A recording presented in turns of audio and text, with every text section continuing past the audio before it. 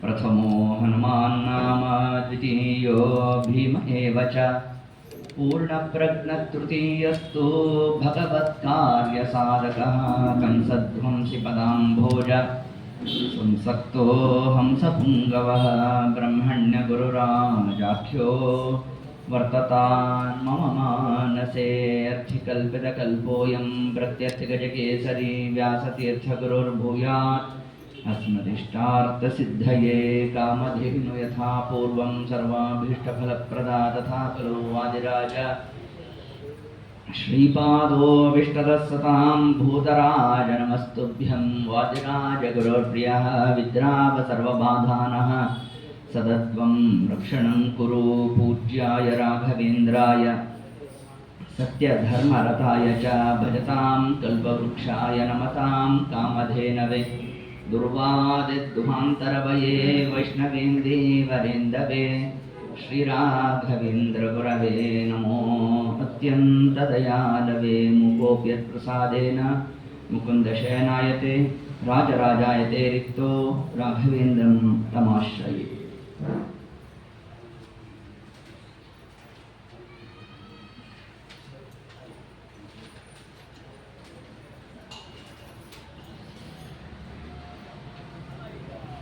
मनमनोभीष्टवरदं सर्वाभीष्टफलप्रदं पुरन्दरगुरुं वन्दे दासश्रेष्ठं दयानिधिम् अज्ञानतिमिरच्छेदं बुद्धिसम्पत्प्रदायकं विज्ञानविमलं शान्तं विजयाख्यगुरुं भजे आगतादित्रकालग्नम् आगमार्थविशारदं त्यागभोगसमायुक्तं भागण्णार्यगुरुं भजे जलज्येष्ठनिभाकारं जगदीशपदाश्रियं जगदीतलविख्यातं जगन्नाथगुरुं भजे। हरि ओं।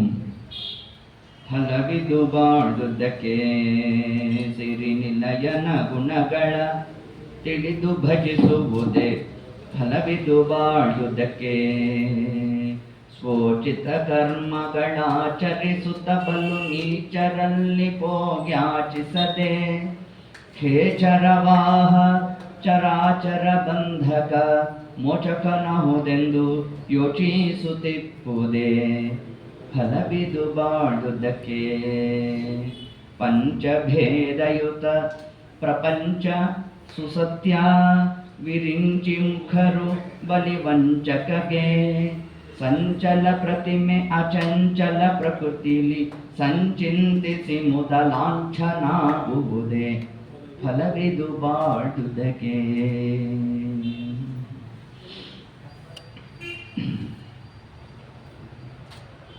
ಶ್ರೀ ಗುರುಭ್ಯೋ ನಮಃ. ಹರಿ ಓಂ. ಯತ್ಕಿಂಚಿದು ಪೂರ್ವಕಥಾನುವಾದಃ. ಶ್ರೀಮದಾಚಾರ್ಯರ ತತ್ವಸಿದ್ಧಾಂತದ ಅಡಿಪಾಯ ಪಂಚಭೇದ, ತಾರತಮ್ಯ, ಜಗತ್ಸತ್ಯತ್ವ, ಅದೆಲ್ಲದರ ನಿರೂಪಣೆಯನ್ನೇ ಏತತ್ ಪದ್ಯದಲ್ಲಿ ದಾಸಾರ್ಯರು ತಾವು ಮಾಡ್ತಾ ಪಂಚಭೇದ ತಾರತಮ್ಯ ಅಷ್ಟನ್ನು ಮಾತ್ರ ಇಲ್ಲಿ ಹೇಳದೆ ಪಂಚಭೇದಯುತ ಪ್ರಪಂಚ, ಪುನಃ ಪ್ರಪಂಚ ಸುಸತ್ಯ ಹೇಳ್ತೀನಿ ಅದನ್ನು ಅಂತ ಹೀಗೆ ಅದ್ಯಾಪಿ ಪ್ರಪಂಚಕ್ಕೆ ಭೇದವನ್ನು ಸಾಧನೆ ಮಾಡ್ತಾ ಇದ್ದಾರೆ. ಇದನ್ನು ನಾವು ವಿಶಿಷ್ಟವಾಗಿ ಇಲ್ಲಿ ಅರ್ಥೈಸಬೇಕಾದಂಥ ಒಂದು ಅಂಶ. ಪಂಚಭೇದ, ಅದರ ಜೊತೆಗೆ ಯಾವುದರಲ್ಲಿ ನಾವು ಪಂಚಭೇದವನ್ನು ಸಾಧಿಸಬೇಕು, ಪ್ರಪಂಚದಲ್ಲಿ ನಾವು ಪಂಚಭೇದವನ್ನು ಸಾಧಿಸಬೇಕಾಗಿರ್ತಕ್ಕಂಥದ್ದು. ಮತ್ತು ಪ್ರಪಂಚ ಎಂಥದ್ದು? ಸತ್ಯಭೂತವಾದದ್ದು. ನೋಡಿ, ಇಷ್ಟು ಅಂಶಗಳನ್ನು ಈ ಒಂದು ಸಾಲಲ್ಲಿ ತಾವು ನಿರೂಪಣೆಯನ್ನು ಮಾಡ್ತಾರೆ. ಇಲ್ಲಿ ಸುಸತ್ಯ ಶಬ್ದಾದಿಗಳು ಯಾಕೆ ಪ್ರಯೋಗ ಆಯಿತು ತರುವಾಯ ಇದನ್ನು ನೋಡ್ತಕ್ಕಂಥದ್ದು. ಜಗತ್ತು ಭೇದದಿಂದ ಯುಕ್ತವಾಗಿದೆ ಅನ್ನೋದನ್ನು ಹೇಗೆ ನಿರೂಪಣೆ ಮಾಡಬೇಕು ಅಂತಂದರೆ, ಭಗವದ್ಗೀತೆಯ 15ನೇ ಅಧ್ಯಾಯದ ಮೊದಲನೇ ಶ್ಲೋಕದಿಂದ ಕೃಷ್ಣ ತಾನು ಈ ಒಂದು ವಿಷಯವನ್ನು ಪ್ರತಿಪಾದನೆ ಮಾಡ್ತಾನೆ. ಹೇಗೆ ನಾವು ಪಂಚಭೇದವನ್ನು ಸಾಧಿಸಬೇಕು ಅಂತ ಹಿಂಗೊಂದು ಪ್ರಶ್ನೆ ಬಂದರೆ, ಊರ್ಧ್ವ ಮೂಲ ಮದಶಾಖಂ ಅಶ್ವತ್ಥಂ ಪ್ರಾಹು ಅವ್ಯಯಂ ಅಂತ ಕೃಷ್ಣ ಒಂದು ಮಾತನ್ನು ತಿಳಿಸ್ತಾನೆ. ಇದರಿಂದಾಗಿ ಊರ್ಧ್ವ ಯಾವುದು ಅದು ನಾವು ತಿಳಿಬೇಕು. 3 ಪದಾರ್ಥಗಳು ಊರ್ಧ್ವ ಅಂತ ಕರೆಸ್ಕೊಳ್ಳುತ್ತೆ. ಒಂದು ಅಚಿತ್ ಪ್ರಕೃತಿ, ಮತ್ತೊಂದು ಚಿತ್ ಪ್ರಕೃತಿ.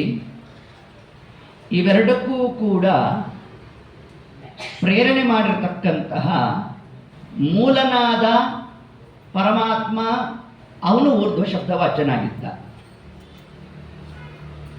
ಇದಕ್ಕೆ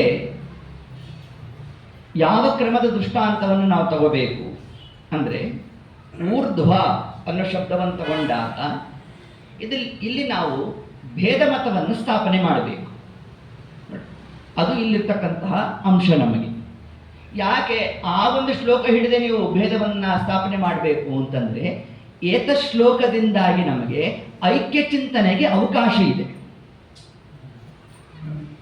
ಆಯ್ತಾ? ಯಾವ ಶ್ಲೋಕ ನಿಮಗೆ ಪರವಾದಿಗಳಿಗೆ ಅವರ ಮತಕ್ಕೆ ಪೂರಕವಾದಂತೆ ತೋರ್ತಾ ಇದೆಯೋ ಆ ಶ್ಲೋಕವನ್ನು ಹಿಡಿದು ನಾವು ಪಂಚಭೇದವನ್ನು ಸಾಧಿಸಬೇಕು. ಅದು ಈಗಿರ್ತಕ್ಕಂಥ ಮುಖ್ಯ ಉದ್ದೇಶ. ಅದನ್ನೇ ಆಚಾರ್ಯ ಗೀತಾ ಭಾಷ್ಯದಲ್ಲಿ ಮಾಡಿರ್ತಕ್ಕಂಥದ್ದು. ಗೀತಾಭಿವೃತ್ತಿಯಲ್ಲಿ ರಾಯರು ಅನೇಕ ಕ್ರಮದಲ್ಲಿ ಇದಕ್ಕೆ ತಾವು ವ್ಯಾಖ್ಯಾನವನ್ನು ನಡೆಸಿದ್ದಾರೆ. ಈಗ ಊರ್ಧ್ವ ಮೂಲ ಮದಶಾಖಂ ಯಾವ್ಯಾವ ಮೂಲ ಪದಾರ್ಥ ಅಂತಂದರೆ, ಒಂದಾಗಿ ಅಚಿತ್ ಪ್ರಕೃತಿ. ಅಚಿತ್ ಪ್ರಕೃತಿ ಅಂತಂದ್ರೆ ಏನು? ಜಡ ಪ್ರಕೃತಿ. ಜಡ ಪ್ರಕೃತಿ ಅಂತಂದ್ರೆ ಏನು? ಈ ಬ್ರಹ್ಮಾಂಡ. ಈ ಬ್ರಹ್ಮಾಂಡವನ್ನು ಏನಂತ ಕರೆದಿದ್ದಾರೆ? ಅಚಿತ್ ಪ್ರಕೃತಿ ಅಂತ ಕರೆದಿದ್ದಾರೆ. ಆಯ್ತಾ? ಇದು ಜಡಾತ್ಮಕವಾದದ್ದು. ಯಾವುದು? ಈ ಬ್ರಹ್ಮಾಂಡ. ಬ್ರಹ್ಮಾಂಡ ಒಂದು ನಮಗೆ ಸೃಷ್ಟಿಯಾಯಿತು. ಆಯ್ತಾ? ಈ ಬ್ರಹ್ಮಾಂಡ ಸೃಷ್ಟಿಯಾಗಬೇಕಾದರೆ ಹೇಗೆ ಸೃಷ್ಟಿಯಾಯಿತು ಅಂತಂದರೆ, ಈಗ ಒಂದು ವೃಕ್ಷ ಬೆಳಿಬೇಕಾದರೆ ಅದಕ್ಕೆ ಏನು ಕಾರಣ?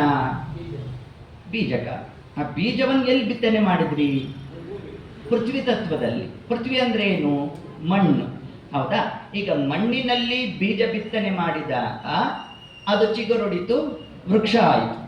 ಈಗ ವೃಕ್ಷ ಆಗಬೇಕಾದರೆ ಹೇಗೆ ವೃಕ್ಷ ಆಯ್ತದು ಅನ್ನೋದೊಂದು ಪ್ರಶ್ನೆ ಇಲ್ಲಿ ನಮಗೆ. ಹೌದಾ? ಸ್ವಲ್ಪ ಇದು ಜಟಿಲ ವಿಷಯ. ಮನಸ್ಸಿಟ್ಟರೆ ಮನಸ್ಸಿಗೆ ಆನಂದ. ಮುದಲಾಂಛನ ಆಗುವುದೇ ನೋಡಿ, ಅದಕ್ಕೆ ಹೇಳಿದ್ರು ಶಬ್ದವನ್ನು. ಅಲ್ಲೇ ಹೇಳ್ಬಿಟ್ಟು ಮುದಲಾಂಛನ ಆಗುವುದೇ ಫಲವಿದು ಬಾಳ್. ಯಾವ ವಿಷಯದಲ್ಲಿ? ಪಂಚಭೇದಯುತ ಪ್ರಪಂಚಸು ಸತ್ಯ ವಿರಿಂಚಿ ಮುಖ ಬಲಿ ವಂಚಕಗೆ ಸಂಚಲ ಪ್ರತಿಮೆ ಅಚಂಚಲ ಪ್ರಕೃತಿಯು ಸಂಚಿಂತಿಸಿ ಮುದ ಲಾಂಛನ ಆಗುವುದೇ.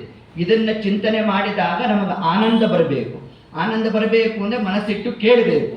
ಕೇಳಿದಾಗ ಮಾತ್ರ ಎತ್ತಿದ ವಿಷಯ ನಮಗೆ ಗ್ರಹಣ ಆಗುತ್ತೆ. ಹೌದಾ? ಹಾಗಾದ್ರೆ ಮೂಲ 3 ಪದಾರ್ಥಗಳು, ಊರ್ಧ್ವ ಪದಾರ್ಥಗಳು ಯಾವ್ದ್ಯಾವುದು? ಅಚಿತ್ ಅಂದ್ರೆ ಏನು? ಬ್ರಹ್ಮಾಂಡ. ನೀವು ಇದನ್ನು ಹೇಳಿದ್ರೆ ನಾನು ಮುಂದಕ್ಕೆ ಹೋಗಲ್ಲ. ಬ್ರಹ್ಮಾಂಡ. ಅಚಿತ್ ಇಸ್ಕೊಳ್ಟು ಏನು? ಬ್ರಹ್ಮಾಂಡ ಅಂದ್ರೆ ಜಡ ಪ್ರಕೃತಿ. ಬ್ರಹ್ಮಾಂಡ ಅಂದ್ರೆ ಅಚಿತ್ ಪ್ರಕೃತಿ, ಅದನ್ನ ಜಡ ಪ್ರಕೃತಿ. ಜಡ ಪ್ರಕೃತಿ ಒಂದು ಯಾವುದು? ಊರ್ಧ್ವ ಅಂತ ಕರೆಸ್ಕೊಳ್ಳುತ್ತೆ. ಇನ್ನು ಎರಡನೇದು ಯಾವುದು ಅಂತಂದ್ರೆ, ಈ ಬ್ರಹ್ಮಾಂಡ ಬರ್ಲಿಕ್ಕೆ ಯಾವ್ದು ಕಾರಣ ಅಂತಂದ್ರೆ ಚಿತ್ ಪ್ರಕೃತಿ ಕಾರಣ. ಯಾರು ಚಿತ್ ಪ್ರಕೃತಿ ಅಂದ್ರೆ? ಲಕ್ಷ್ಮೀದೇವಿ. ಆಯ್ತಾ? ಲಕ್ಷ್ಮೀದೇವಿ ಕಾರಣ. ಸರಿ, ಒಂದಾಗಿ ಚಿತ್ ಪ್ರಕೃತಿ ಅಚಿತ್ ಪ್ರಕೃತಿ ಕಾರಣ ಆಯ್ತು. ಚಿತ್ ಪ್ರಕೃತಿಯಿಂದಾಗಿ ಜಡ ಪ್ರಕೃತಿ ಬರಲಿಕ್ಕೆ ಕಾರಣ ಆಯ್ತು. ಅಂದ್ರೆ ಬ್ರಹ್ಮಾಂಡ ಸೃಷ್ಟಿಯಾಗೋದಕ್ಕೆ ಯಾವುದು ಕಾರಣ ಆಯಿತು ನಮಗೆ? ಚಿತ್ ಪ್ರಕೃತಿ. ಅಯ್ಯೋ ಇದು ಬೇಡ, ಯಾಪ ತಲೆ ಚಿಟ್ ಹಿಡಿತ. ಈಗ ಸಾಂಬಾರ್ ಪುಡಿ ಮಾಡಬೇಕು ಆಯ್ತಾ. ಈಗ ಸಾಂಬಾರ್ ಪುಡಿ ಆಗಬೇಕಲ್ಲ ನಮಗೆ, ಅದು ಆಗೋದಕ್ಕೆ ಈಗ ಸಾಂಬಾರ್ ಪುಡಿ ಏನಾಯ್ತು ನಮಗೆ ಜಡ ಪ್ರಕೃತಿ ಅಂತ ಅರ್ಥ ಮಾಡ್ಕೊಳ್ಳಿ ಆಯ್ತಾ.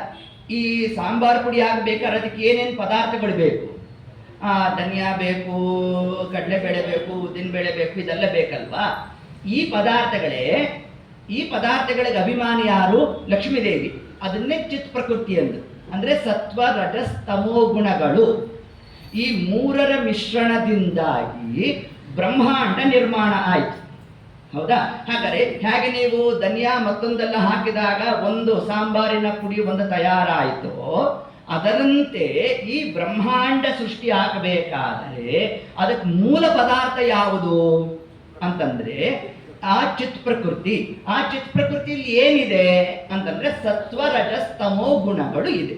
ಹಾಗಾದ್ರೆ ಚಿತ್ ಪ್ರಕೃತಿಯಿಂದಾಗಿ ಅಂದ್ರೆ ಈ ಮೆಣಸಿನಕಾಯಿ ಅದೆಲ್ಲ ಸೇರಿಸಿದ್ರಿಂದಾಗಿ ನಮಗೇನು ಬಂತು? ನಮಗೆ ಒಂದು ಪುಡಿ ತಯಾರಾಯಿತು.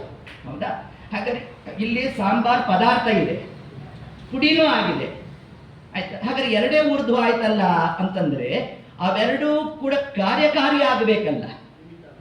ಈಗ ಒಂದು ಬಟ್ಲಲ್ಲಿ ಹಾಲಿದೆ, ಇನ್ನೊಂದು ಬಟ್ಲಲ್ಲಿ ಮಜ್ಜಿಗೆ ಇದೆ, ಅವೆರಡನ್ನು ಸೇರಿಸೋನು ಯಾರು? ಒಬ್ಬ ಬೇಕೋ ಬೇಡವೋ? ನೀವು ರಾತ್ರಿ ಅವೆರಡು ಮಿಶ್ರಣ ಮಾಡಿಟ್ರೆ ನಾಳೆ ಬೆಳಗ್ಗೆ ಮೊಸರು, ಹೌದೋ ಇಲ್ವೋ? ಅದರಂತೆ ಇಲ್ಲಿ ಊರ್ಧ್ವ ಪದಾರ್ಥವನ್ನು ಊರ್ಧ್ವ ಮೂಲ ಮದಶಾಕಂ ಅಂತ ನಾವು ಹೇಳಬೇಕಾದ್ರೆ ಊರ್ಧ್ವ ಶಬ್ದದಿಂದಾಗಿ ಒಂದಾಗಿ ಈ ಬ್ರಹ್ಮಾಂಡ ಸೃಷ್ಟಿಯಾಗ್ಲಿಕ್ಕೆ ಕಾರಣ ಯಾವುದು? ಚಿತ್ ಪ್ರಕೃತಿ. ಆ ಚಿತ್ ಪ್ರಕೃತಿಯಿಂದಾಗಿ ಬ್ರಹ್ಮಾಂಡ ಆಯಿತು ಅಂತ ಹೇಳೋಣ ಅಂತಂದ್ರೆ ಅದರಲ್ಲಿ ನಿಂತು ಪ್ರೇರಣೆ ಮಾಡಬೇಕಲ್ಲ. ಅವನು ಯಾರು? ಅವನೇ ಪರಮಾತ್ಮ. ಹಾಗಾದ್ರೆ ಊರ್ಧ್ವ ಅಂತ ನಾವು ಶಬ್ದ ತಗೊಂಡ್ರೆ ಅಲ್ಲಿ ಮೂರು ಪದಾರ್ಥಗಳು ಬಂತು. ಹೌದಾ? ಇದನ್ನ ಒಂದು ದೃಷ್ಟಾಂತವನ್ನು ನಾವು ತಗೊಂಡ್ರೆ ಸ್ವಲ್ಪ ನಮ್ಮ ಸಿದ್ಧಾಂತಕ್ಕೆ ಹೊಡೆತ. ಹೇಗೆ ಅಂತಂದ್ರೆ ಈಗ ವೃಕ್ಷ, ನೀವು ಯಾವುದೋ ಒಂದು ಗಿಡವನ್ನು ನೆಟ್ರಿ ಆಯ್ತಾ. ನೆಟ್ಟಾಗ ಏನಾಯ್ತು? ಒಂದು ಪಾಟಲ್ಲಿ ಮಣ್ಣು ಹಾಕಿದ್ರೆ ಎಲ್ಲ ಆಯಿತು. ಆ ಮಣ್ಣು ಎಷ್ಟೋ ಒಂದು 10 kg ಇದೆ ಅಂತ ಅಂದ್ಕೊಳ್ಳಿ. ಒಂದು ಗಿಡ ನೆಟ್ಟಿದ್ರಿ ನೀವು, ಆ ಗಿಡ ಎಲ್ಲ ಬೆಳೀತು, ಅದೆಲ್ಲ ಫಸಲಾಯಿತು, ಅದು ಕಟಾವು ಆಯಿತು. ಕಟಾವು ಆದಾಗ ಅದು ನೀವು ತೂಕಕ್ಕೆ ಹಾಕಿದ್ರಿ. ತೂಕಕ್ಕೆ ಹಾಕಿದಾಗ ಅದ್ಯಾಕೆ ಮಣ್ಣಿದ್ದೆಷ್ಟು? 10 kg ಆಯಿತಾ. ನಿಮಗೆ ಯಾವುದೋ ಸೊಪ್ಪು ಯಾವುದೋ ಬಂದಿತ್ತು, ಆ ಸೊಪ್ಪನ್ನು ನೀವು ತೂಕ ಹಾಕಿದಾಗ ಎಷ್ಟು ಬಂತು? 1 kg ಬಂತು. ಹೌದಾ? ಈ 1 kg ಸೊಪ್ಪು ಆಗಬೇಕಾದರೆ ಹೇಗಾಯ್ತು? ಅದಕ್ಕೇನು ಪೌಷ್ಟಿಕಾಂಶ ಅಂತಂದರೆ ಮಣ್ಣೆ ಅಲ್ಲಿ ಆ ಗಿಡವಾದದ್ದು.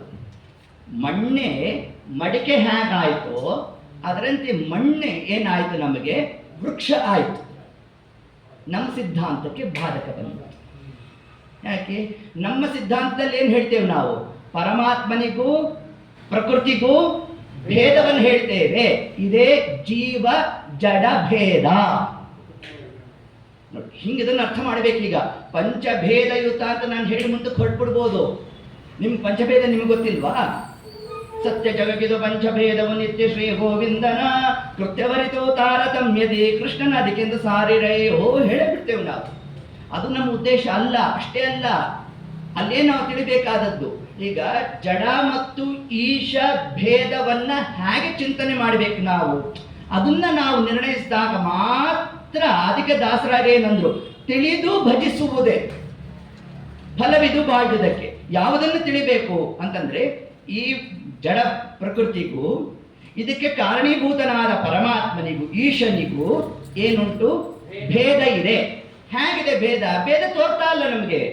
ಯಾಕೆಂದ್ರೆ ಒಂದು ಪಾಟಲ್ಲಿ 10 kg ನೀವು ಮಣ್ಣು ಹಾಕಿದ್ದೀರಿ, ಅದರಿಂದಾಗಿ ನಿಮಗೆ ಫಸಲ್ ಬಂತು. ಫಸಲ್ ಬಂದಾಗ 1 kg ನಿಮಗೆ ವೃಕ್ಷ ಆಯಿತು, ಅದು ಯಾವುದೊಂದು ಗಿಡ ಆಯಿತು. ಆ ಗಿಡ ನೀವು ತೂಕಕ್ಕೆ ಹಾಕಿದ್ರೆ 1 kg ಬಂದಿತ್ತು.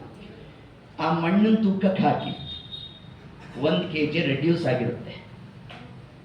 ಹಾಗೇನಾಯಿತು? ಮಣ್ಣೇ ವೃಕ್ಷ ಆಯಿತು. ನಿಮ್ಮ ದೇವರೇ ಪ್ರಕೃತಿ ಆದ ಅಂತಂದ್ರೆ ನಮ್ಮ ಸಿದ್ಧಾಂತಕ್ಕೆ ಭೇದ ಕೂಡೋದೇ ಇಲ್ಲ.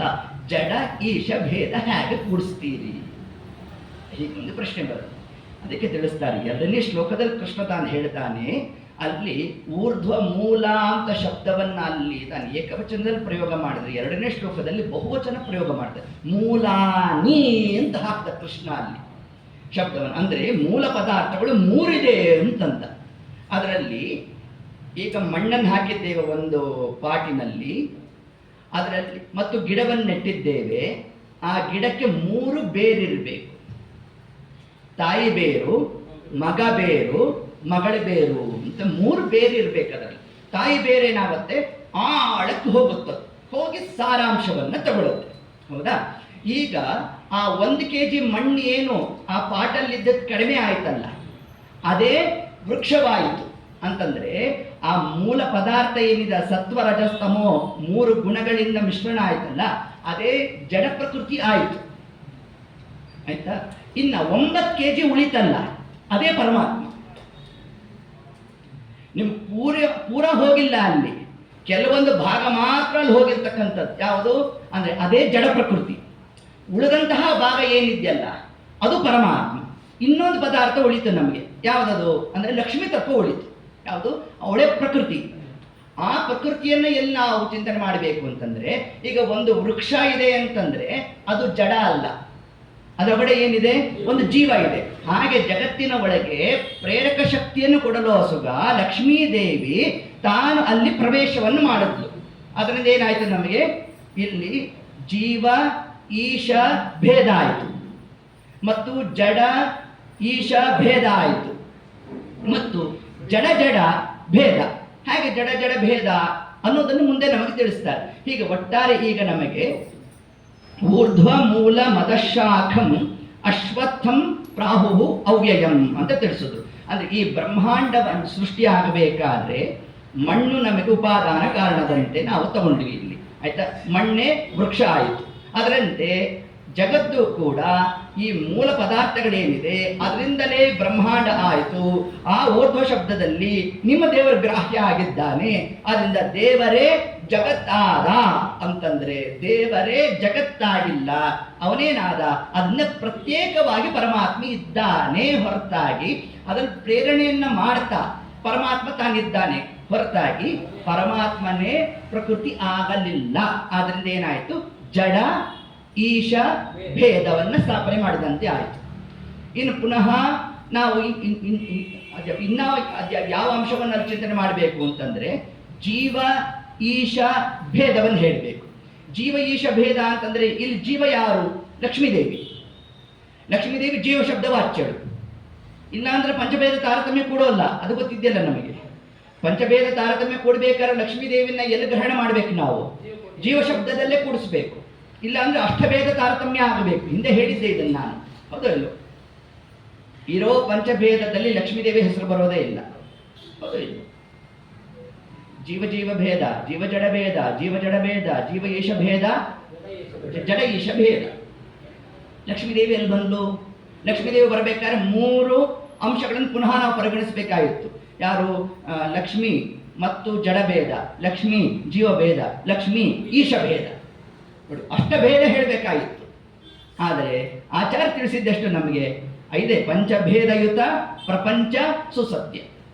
ಹಾಗಾದ್ರೆ ಲಕ್ಷ್ಮೀ ತತ್ವ ಎಲ್ಲಿ ಹೋಯಿತು ಅಂತಂದ್ರೆ, ಲಕ್ಷ್ಮೀ ತತ್ವವನ್ನ ಇಲ್ಲಿ ಆ 4 ವಿಧವಾದಂತಹ ನಾಶದಲ್ಲಿ ಒಂದು ನಾಶ ಲಕ್ಷ್ಮೀದೇವಿಗೆ ಇರ್ತಕ್ಕಂಥದ್ದು ಯಾವುದು ಅಂದ್ರೆ ಅಸ್ವಾತಂತ್ರ್ಯ ಅನ್ನೋದು ಬಂದಾಗ ಅದಕ್ಕೆ ಆಚಾರ್ಯ ತಿಳಿಸಿದ್ದು ಎಷ್ಟು ತತ್ವ? 2 ತತ್ವ.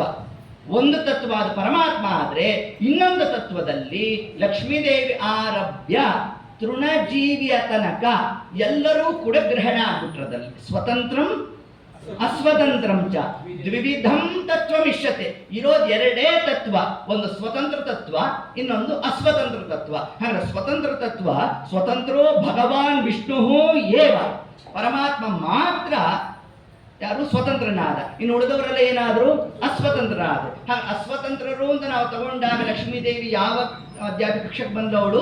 ಜೀವಕೋಟಿ ಪ್ರವಿಷ್ಟಳು ಆದಳು. ಆದ್ದರಿಂದ ಜೀವ ಶಬ್ದದಿಂದ ಲಕ್ಷ್ಮೀದೇವಿಯು ಕೂಡ ಗ್ರಾಹ್ಯಳಾಗಿದ್ದಾಳೆ. ತನ್ನಿಮಿತ್ತ ಜೀವ ಈಶ ಭೇದ ಅನ್ನೋದನ್ನು ನಾವು ತಗೊಂಡಾಗ ಇಲ್ಲಿ ಲಕ್ಷ್ಮೀದೇವಿ ಮತ್ತು ಪರಮಾತ್ಮನಿಗೆ ಭೇದವನ್ನು ಹೇಗೆ ಹೇಳ್ತೇವೆ ಅಂದರೆ ಚಿತ್ ಪ್ರಕೃತಿಗೆ ಅಭಿಮಾನಿಯಾದ ಲಕ್ಷ್ಮೀದೇವಿ ಜೀವ ಶಬ್ದವಾಚ್ಯಳು, ಅವಳಿಗೂ ಪ್ರೇರಣೆ ನೀಡಿರ್ತಕ್ಕಂತಹ ಪರಮಾತ್ಮ ಈಶ ಶಬ್ದವಾಚ್ಯನಾದ. ಅದರಿಂದ ಈಶ ಜೀವ ಭೇದ. ಇನ್ನು ಪುನಃ ನಾವು ಯಾವುದನ್ನು ಕೂಡಿಸ್ಬೇಕು? ಜೀವ ಜೀವ ಭೇದವನ್ನು ಕೂಡಿಸ್ಬೇಕು. ಜೀವ ಜೀವ ಭೇದವನ್ನು ಹೇಗೆ ಕೂಡಿಸ್ತೇವೆ ಅಂತಂದ್ರೆ, ಈಗ ಚಿತ್ ಪ್ರಕೃತಿ ಅಂತಂದ್ರೆ ಲಕ್ಷ್ಮೀದೇವಿ, ಅವಳೊಬ್ಳು ಜೀವಳು, ಆಯ್ತಾ. ಅಚಿತ್ ಪ್ರಕೃತಿ ಅಂದ್ರೆ ಯಾವುದು? ಮಹತ್ತತ್ವ. ಮಹತ್ತತ್ವಕ್ಕೆ ಅಭಿಮಾನಿಗಳು ಯಾರು? ಬ್ರಹ್ಮದೇವರು. ಹಾಗಾದ್ರೆ ಅವರು ಕೂಡ ಜೀವ ಶಬ್ದವಾಚಾರ. ಹಾಗೆ ಲಕ್ಷ್ಮೀದೇವಿಗೂ ಬ್ರಹ್ಮದೇವರಿಗೂ ಐಕ್ಯ ಹೇಳ್ತಿರೋ ಅಂದ್ರೆ ಜೀವ ಜೀವ ಭೇದ. ಯಾಕೆ? ಲಕ್ಷ್ಮೀದೇವಿಯ ಅಧೀನದಲ್ಲಿ ಬ್ರಹ್ಮದೇವರಿದ್ದಾರೆ. ಹೀಗೆ ಆ ಕ್ರಮದಲ್ಲಿ ನಾವು ಪಂಚಭೇದಯುತ ಪ್ರಪಂಚ ಸುಸತ್ಯ ಅಂತ ಹೇಳಬೇಕಾದರೆ ಒಟ್ಟಾರೆ ಮೊದಲಿಗೆ ನಮಗೆ ತಿಳಿಸಿದ್ಯಾವುದು? ಊರ್ಧ್ವ ಶಬ್ದದಿಂದಾಗಿ ಪರಮಾತ್ಮ ತತ್ವ, ಲಕ್ಷ್ಮೀ ತತ್ವ, ಜಡತತ್ವ, ಮೂರು ತತ್ವಗಳನ್ನು ನಿರೂಪಣೆ ಮಾಡಿದ್ರು. ಈ ಮೂರೂ ಕೂಡ ನಮಗೆ ಊರ್ಧ್ವವಾಗಿರ್ತಕ್ಕಂಥದ್ದು, ಆಯ್ತಾ. ಅದೇ ಮೂಲ ಪದಾರ್ಥ ನಮಗೆ. ಇನ್ನು ಉಳಿದವರೆಲ್ಲ ಏನಾದರು ಅಂತಂದ್ರೆ ಅಧಃ, ಅಧಶಾಖಂ ಅಂದರೆ ಊರ್ಧ್ವನಾದ ಪರಮಾತ್ಮನನ್ನ ನಾವು ಹೊಂದಬೇಕಾದ್ರೆ ಹೇಗೆ ನಾವು ಹತ್ತಬೇಕು ಅಂದರೆ ಆ ವೃಕ್ಷಕ್ಕೆ ಶಾಖೆಗಳೆಲ್ಲ ಇದೆಯಂತೆ, ಅನೇಕ ರಂಬೆ ಕೊಂಬೆಗಳು ಇದೆಯಂತೆ. ಆ ರಂಬೆ ಕೊಂಬೆಗಳೇ ದೇವತೆಗಳು ಅಂತ ತಿಳಿಸ್ತಾರೆ. ಅವರೆಲ್ಲ ಏನಾಗಿದ್ದಾರೆ ಪರಮಾತ್ಮನ ಮುಂದೆ? ಅಧಃ, ಅಧಃ ಶಬ್ದವಾಚ್ಯರಾದರವರು ಅಲ್ವಾ. ಆದ್ದರಿಂದ ಹಾಗಾಗಿ ನಾವು ಒಂದು ಮೇಲ್ಭಾಗದ ವೃಕ್ಷದ ಮೇಲ್ಭಾಗವನ್ನು ಹತ್ತಬೇಕು ಅಂದ್ರೆ ಏನು ಮಾಡಬೇಕು? ಅನೇಕ ರಂಬೆ ಕೊಂಬೆಗಳನ್ನೆಲ್ಲ ಹಿಡ್ಕೊಂಡು ನಾವು ಮೇಲ್ಭಾಗಕ್ಕೆ ಹೋಗಬೇಕು. ಅವರೇ ಉಳಿದಂತಹ ಬ್ರಹ್ಮಾದಿದೆ ಆ ಬ್ರಹ್ಮ ಸ್ತಂಭ ಪರ್ಯಂತಂ ಅಂತ ರಾಯರು ತಿಳಿಸ್ತಾರೆ ಗೀತಾ ವಿವೃತ್ತಿಯಲ್ಲಿ. ಆ ಬ್ರಹ್ಮದೇವರ ಆರಭ್ಯ ಸ್ತಂಭ ಸ್ತಂಭ ಪರ್ಯಂತಂ. ಇಲ್ಲಿ ಸ್ತಂಭ ಅಲ್ಲ, ಸ್ತಂಭ ಫಲವಿದು ಅಲ್ಲ, ಫಲವಿದು ಬಾಳ. ಫಲವಿದು ಅಂದ್ರೆ ಮಾಂಸ ಆಗುತ್ತೆ, ನಮ್ಮ ಫಲ ವಿಪರೀತ ಫಲ ಆಗುತ್ತದೆ, ಹೌದಾ. ಎಲ್ಲಿ ಅಲ್ಪ ಪ್ರಾಣ, ಎಲ್ಲಿ ಮಹಾಪ್ರಾಣ, ಅದರ ಬಗ್ಗೆ ನಮಗೆ ವಿಶಿಷ್ಟವಾದ ಜ್ಞಾನ ಇರಬೇಕು ಅಂತ ತಿಳಿಸ್ತಾರೆ. ಅದರಂತೆ ಇಲ್ಲೂ ಕೂಡ ಆ ಬ್ರಹ್ಮ ಸ್ತಂಭ ಅಂದ್ರೆ ತೃಣಜೀವಿಯ ತನಕ ಅಂತ ಆ ಶಬ್ದವನ್ನು ನಮಗೆ ಹೇಳ್ತಾ, ಇವರೆಲ್ಲರೂ ಕೂಡ ಅಧಃ ಅಂದ್ರೆ ಎಲ್ಲಿಂದ ಎಲ್ಲಿ ತನಕ ನಾವು ತಗೋಬೇಕು?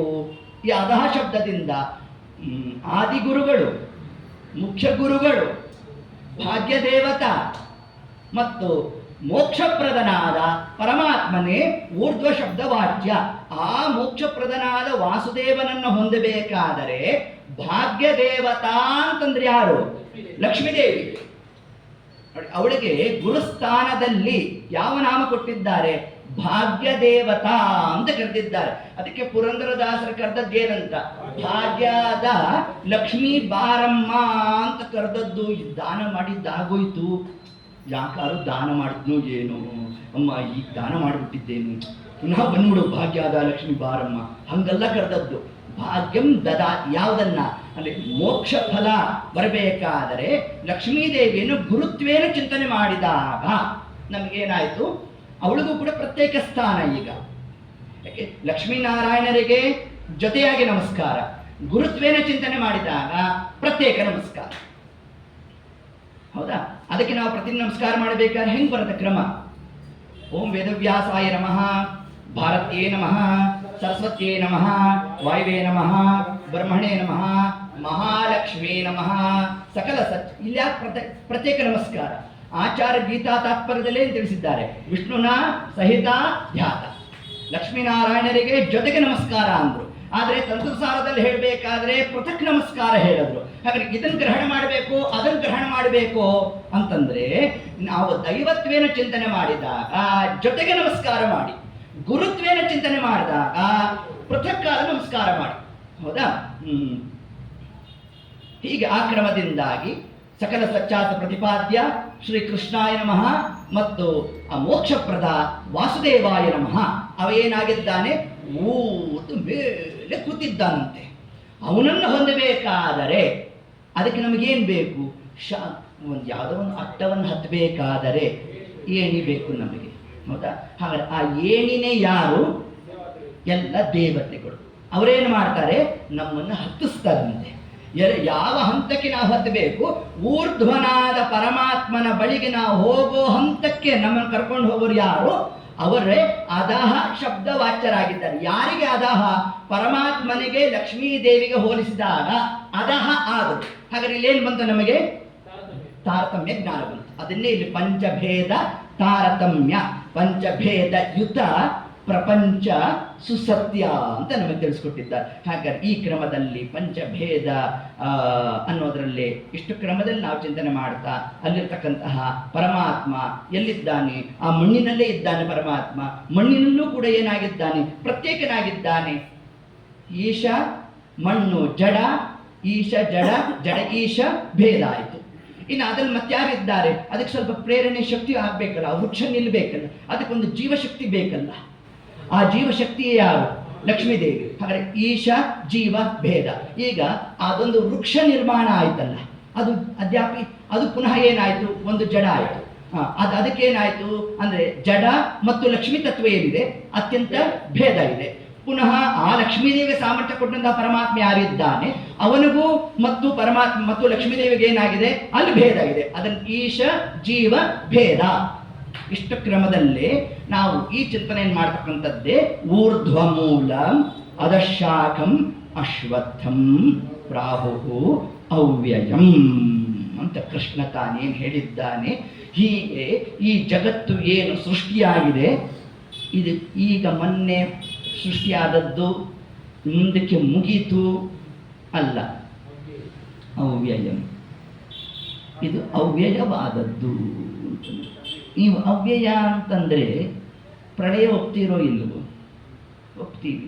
ಪ್ರಳಯ ಒಪ್ತೀರಿ ಅಂತಂದರೆ ತತ್ಕಾಲಕ್ಕೆ ನಿಮ್ಮ ದೇವರು ಶೂನ್ಯ ಶಬ್ದವಾಚ್ಯನಾಗಿದ್ದಾನೋ ಇಲ್ಲವೋ? ಹೌದು, ನಮ್ಮ ದೇವರು ಶೂನ್ಯ ಶಬ್ದವಾಚ್ಯನಾಗಿದ್ದಾನೆ. ಶೂನ್ಯ ಅಂದರೆ ಪೂರ್ಣ ಅಂತ ಅರ್ಥ. ಶೂನ್ಯ ಅಂದರೆ ಕೆಲವರು ಏನು ಮಾಡಿದ್ರು, ಬರೀ ಸೊನ್ನೆ ಅಂತಲೇ ಅರ್ಥ ಮಾಡ್ಕೊಂಡ್ಬಿಟ್ರು. ಅದಕ್ಕೆ ನಮ್ಮ ದೇವರು ಅಂದರೆ ನಿಮ್ಮ ಸೊನ್ನೆನೇ ಮಾರ್ಕ್ಸು ಅಂದ್ಬಿಟ್ಟ. ಹೌದು ಇಲ್ಲೋ? ಆ ಶೂನ್ಯವನ್ನು ಯಾಕೆ ಪೂರ್ಣ ಅಂತ ಕರೆದ್ರು? ಎಲ್ಲಿಂದ ಪ್ರಾರಂಭ ಆಗುತ್ತೋ ಸೊನ್ನೆ ಬರಿಬೇಕಾದ್ರೆ ಅಲ್ಲೇ ಹೋಗಿ ನಿಲ್ಲೋತಂತೆ ನೋಡಿ. ಇನ್ನು ಯಾವ ಅಕ್ಷರಗಳು ಕೂಡ, ಯಾವುದು ಅಂಕೆಗಳು ಕೂಡ, ಸಂಖ್ಯೆಗಳು ಕೂಡ ಹಂಗೆ ನಿಲ್ಲೋಲ್ಲ.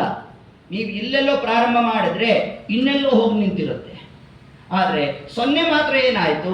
ಎಲ್ಲಿ ಯಾವ ಚುಕ್ಕಿಯಿಂದ ಪ್ರಾರಂಭ ಮಾಡಿದ್ವೋ ಆ ಚುಕ್ಕಿಲೇ ಪರಿವರ್ತನೆ ಹೊಂದಬೇಕು. ಆದ್ದರಿಂದ ಪರಮಾತ್ಮ ಏನಾದ? ಶೂನ್ಯ ಶಬ್ದವಾಚ್ಯನಾದ. ಆ ಶೂನ್ಯ ಶಬ್ದವೇ ಪೂರ್ಣ ಅಂತ ನಮಗೆ ಇಷ್ಟ ಅರ್ಥವನ್ನು ತಿಳಿಸಿರ್ತಕ್ಕಂಥದ್ದು. ಹೌದು, ಆ ಒಂದು ಕ್ರಮದಲ್ಲಿ ನಮಗೆ ತಿಳಿಸ್ತಾ ಆ ಶೂನ್ಯ ಶಬ್ದ ಪರಮಾತ್ಮ ಪರಿಪೂರ್ಣನಾಗಿದ್ದಾನೆ. ಸರ್ವಥಾ ಅವನ ಅಂಶಗಳು ಅಲ್ಲಿ ಬಂದದ್ದಲ್ಲ ಜಗತ್ತು. ಹಾಗಾದರೆ ಪ್ರಳಯ ಆವತ್ತಿ ಅಂತಂದ್ರೆ ಏನು ಅರ್ಥ ಅಂತಂದ್ರೆ, ಯಾಕೆ ಪರಮಾತ್ಮ ಇದನ್ನು ಅವ್ಯಯ ಅಂತ ಯಾಕೆ ಕರೆದ ಅಂತಂದ್ರೆ, ಅದಕ್ಕೆ ನಮಗೆ ದೃಷ್ಟಾಂತವನ್ನು ಕೊಡ್ತಾರೆ. ಅವ್ಯಯ ಅನ್ನೋದಕ್ಕೆ ಅದೇ ಪದಾರ್ಥಗಳೇ ಇದೆ ಅಂತಲ್ಲ. ಯಾಕೆ ಇಲ್ಲಿ ಸುಸತ್ಯ ಶಬ್ದವನ್ನ ಈಗ ಪ್ರತಿಪಾದನೆ ಮಾಡಬೇಕು ನಾವು. ಏನು ಸುಸಮೀಚೀನವಾಗಿ ಸತ್ಯ. ಸತ್ಯ ಅಂದ್ರೆ ಏನು? ಇರೋದು ಅಂತ. ಪಂಚಭೂತಗಳನ್ನ ಸತ್ಯ ಅಂತ ಕರೀತಾರೆ.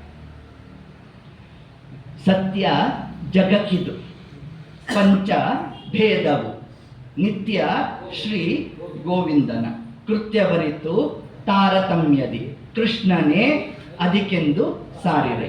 ಪ್ರಶ್ನೆ ಇದೆಯಾ ಅಂತ ತಿಳಿಸು.